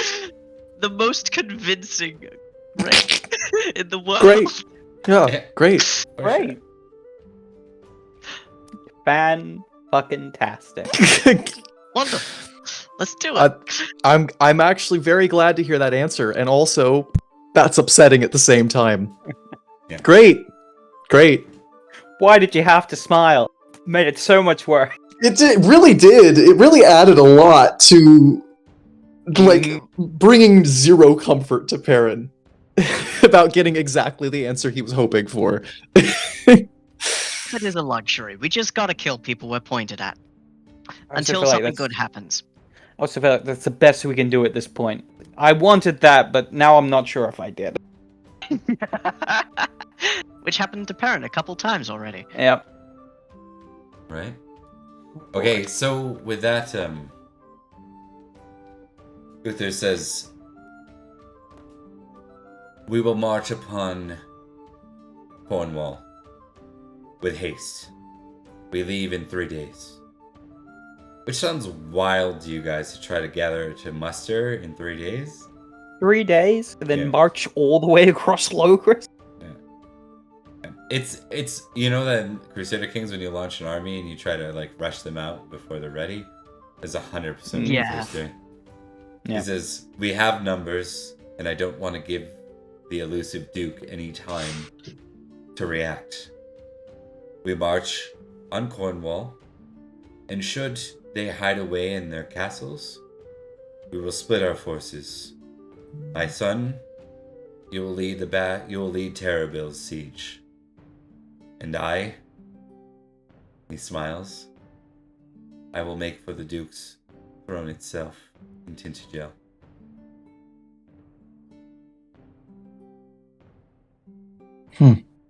Yeah, look, Florence, Edric's fanatically loyal, but he's like wincing internally. Florence Boats! takes another step closer to Sir Rhodri. But yes, Edric will speak up and say, and the forces of Salisbury, where will we go? Uther says, when you say that, Uther says, Count Roderick will be in accompaniment with Prince Madoc. However, you three, the Knights of the Sword, I leave to you the option. If you wish to accompany me in Tintagel, then you may do so.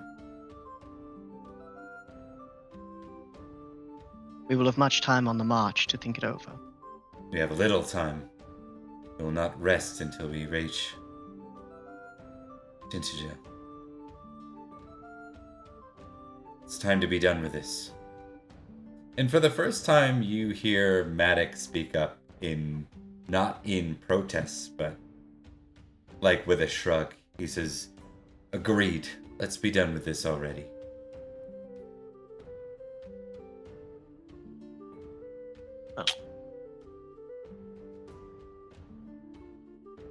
I stand ready.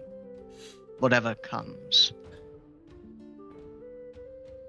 Logistically speaking, it's gonna be a nightmare, but Edric's got battle 10. Can I roll a battle check and see how solid this plan is? I've got an 18 battle. Yep, you may test it. Yep. Don't scratch my bed, you fucker! I'm sorry. What are you... Sorry, thank you, Thomas. I appreciate you. Yeah. That's a success. What the fuck are they trying to do here? Well, it's clear that Uther wants to be where he thinks Igraine's gonna be, right? Yeah. But it sounds like taking out both seats of Gorlo, like the two main castles, will cripple them. Both are in the county of Tintagel. Ultimately, what you know with your battle is that if most of the forces of the other dukes answer, like if the other counts and dukes and counties answer the muster, then you will have overwhelming forces. If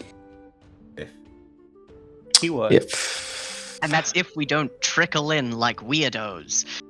Or, big shocker, if like the tricksy Summerlanders like do a trick, like that would be wild too, wouldn't it? If like the Summerlanders that have done tricky shit every time we've entered their lands, what if they did a trick, Could I never feel like happen. they're in Could never an happen. unfortunate position where they've been tricked into not being able to do tricks. But yes. One way or the other, Edric's ready. before he got to the Easter feast, he was like to his squire, "Bring whatever we'd need, but probably battle." I'm curious how much of Edrich is moved by the potential promise that Uther suggested there in the feast. A lot.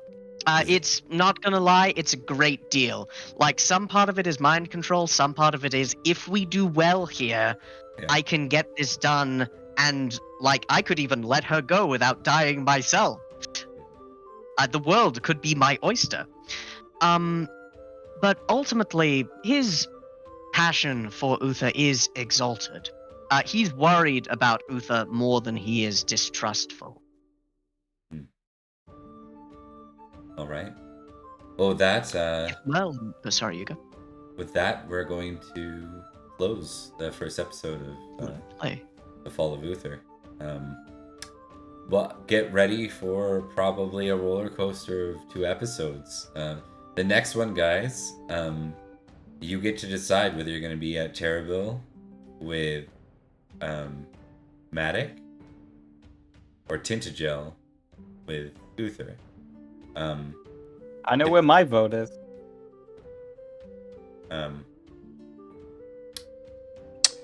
I actually know where my vote is too, and it's not Roderick. Oh. I think Perin wants to be as close to Uther as he's allowed to be. Yeah. You want to assassinate Uther, and honestly, I totally No, get it. no, incorrect. I am all in on Uther.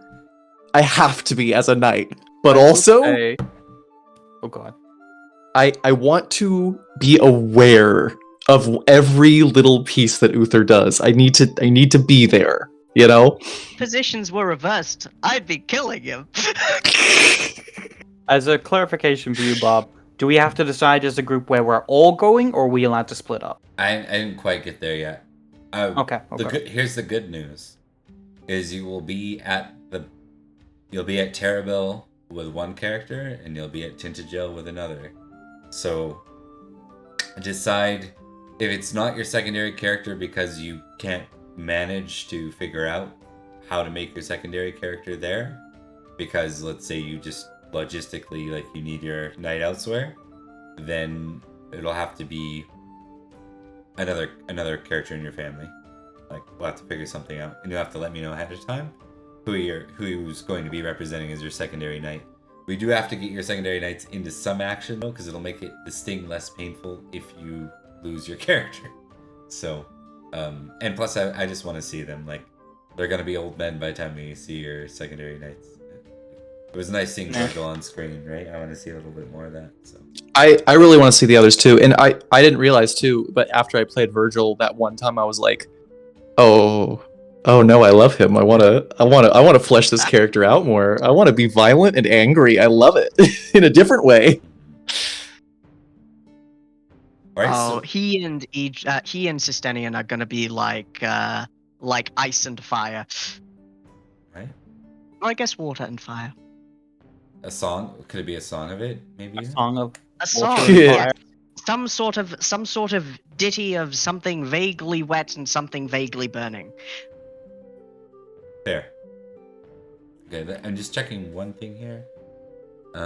Yeah, so we need to get those mass battle rules back in order, because we'll be doing some more of that. And Hell yeah. yeah, we're gonna kind of go through them separately. It'll be interesting.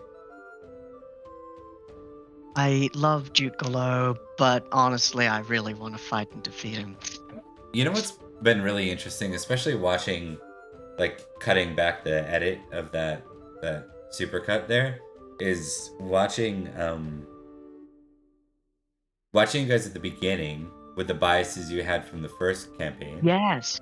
And Like- then getting to know Golo and becoming entirely different. Yeah. Opinions. Because like even now, Goratrix doesn't like the people from No. Cornwall for the reasons described.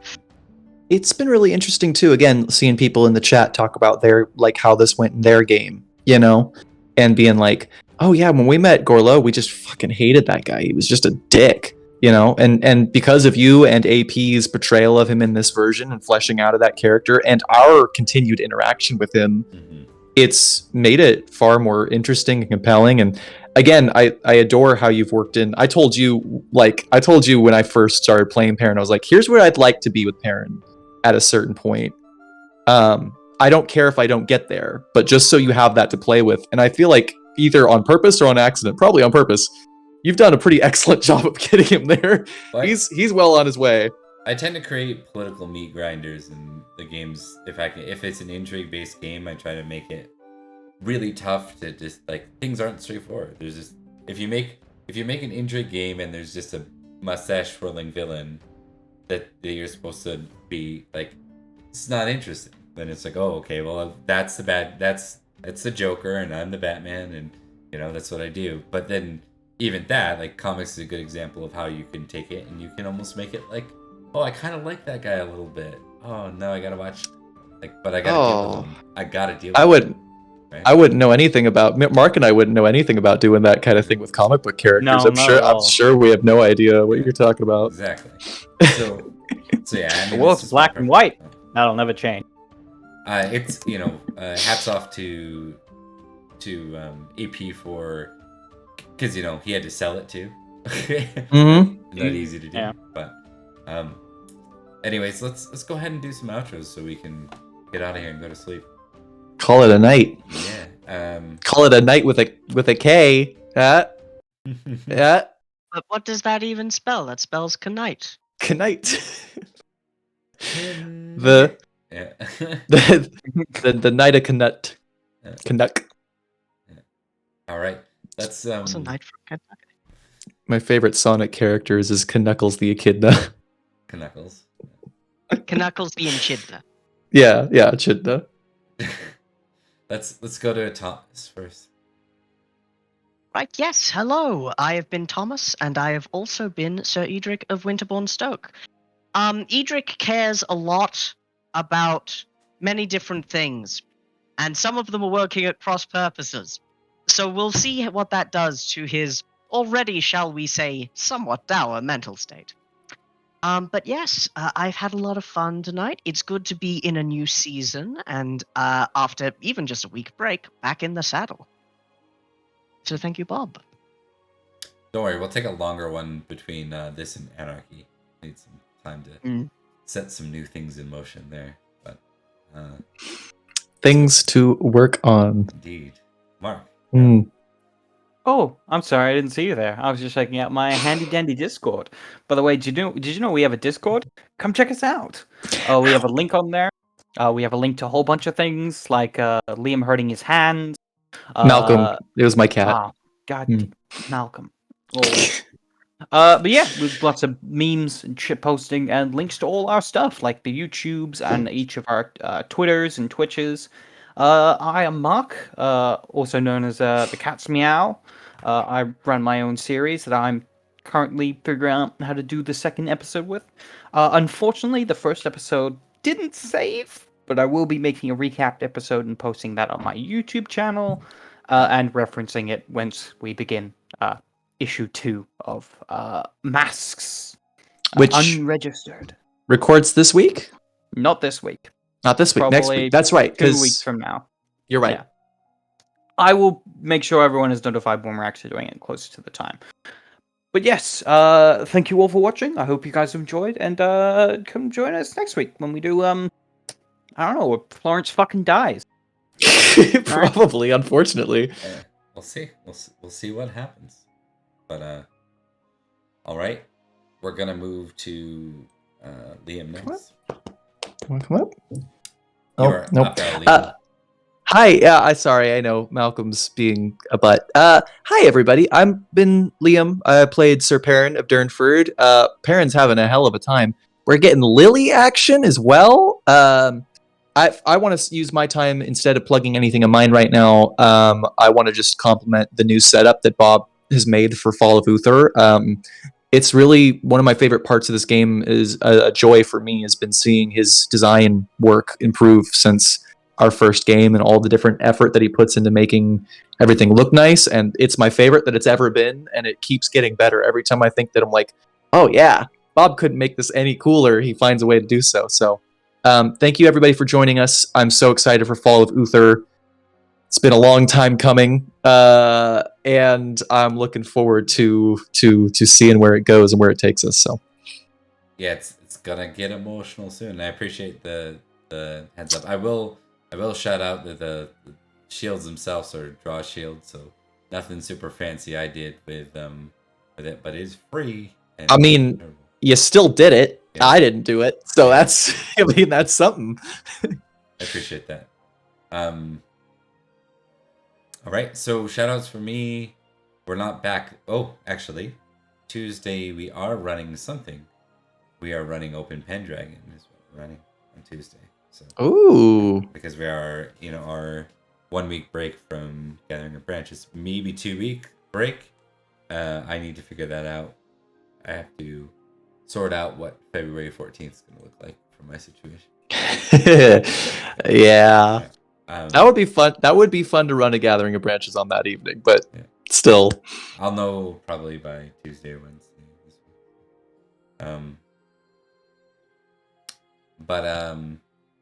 Yeah, other than that, I did my 0.5 session of the Envoy this weekend, and it was pretty good. Took me a while to get everyone in Foundry and figure out what the hell I was doing with Foundry. I have to say, Foundry is amazing for D&D. If you ever want to run D&D in a way where it does it all for you and it feels kind of like a video game, like where it's not theater of the mind and you have to suffer through maps, it makes your life a hell of a lot easier. With about a half-hour tutorial, you're good to go. But it's a rough half-hour tutorial. So, aside from that, gonna try to squeeze in a couple Open Pendragon games. I have my West Marches stuff launching. I will be streaming it. I'm not sure how streaming's gonna work because it's gonna be like new players every different time, and right, we got a pool of 25 people, and we're gonna be running them through a fantasy like pirates adventure. Actually, it'll be fun. Finally, we're back with when we come back with Gathering of Branches, it'll be 491 as well. So we'll be continuing our shared Arthuriana experience there. So, anyways, wanted to commend all three of you for awesome work, and we'll have to get Zach back as Jaren this year. I'm not as happy with going through the recordings. I want to see more from Jaren. I didn't see enough from Jaren in the second game as I did from the first game, if that makes any sense. He needs a spotlight session again, like something that focuses on him again. Yeah, I would love that. I mean, he got a good amount of at play on Open Pendragon, but and Gathering of Branches, but still, I would love. I mean, we all love Zach. Yeah, absolutely. I would kill any one of you and then myself to have Zach in here for one more game. That's Zach's awesome. Feeling mutual, bastard. I I love Zach too. One more thing before we head out. Liam and a number of friends of his made a game, and the game is called Vampire the Masquerade Regicide. And I'm going to post it. We have officially applied for. I don't know if you can still get access. Yeah, I don't know if you can actually still play it for free right now because the game jam has officially been graded and over. But we are applying for Vampire Unbound, so at some point that'll be available for people to get, and you might even be able to give us money for it. We're not sure yet. So that's very cool. Outstar herself said it was a good representation of Poland, made by Polish developers. It's true, and we rushed to try to correct that, but unfortunately, because they're in Poland, they stream those things at 7 in the morning, and I missed it the first time. So, how's it feel to be a Polish developer, though? Yeah. I googled things. Yeah. I googled 2 buildings that are in Poland, and I used Polish names for many of the characters. There you go. Pretty good. Well, that's good. No, it's seriously, that's not an easy amount of work. So, great job, guys. let's go ahead and wrap her up. We'll see you all All right. next week. All right. Take care. Bye, everybody. Bye.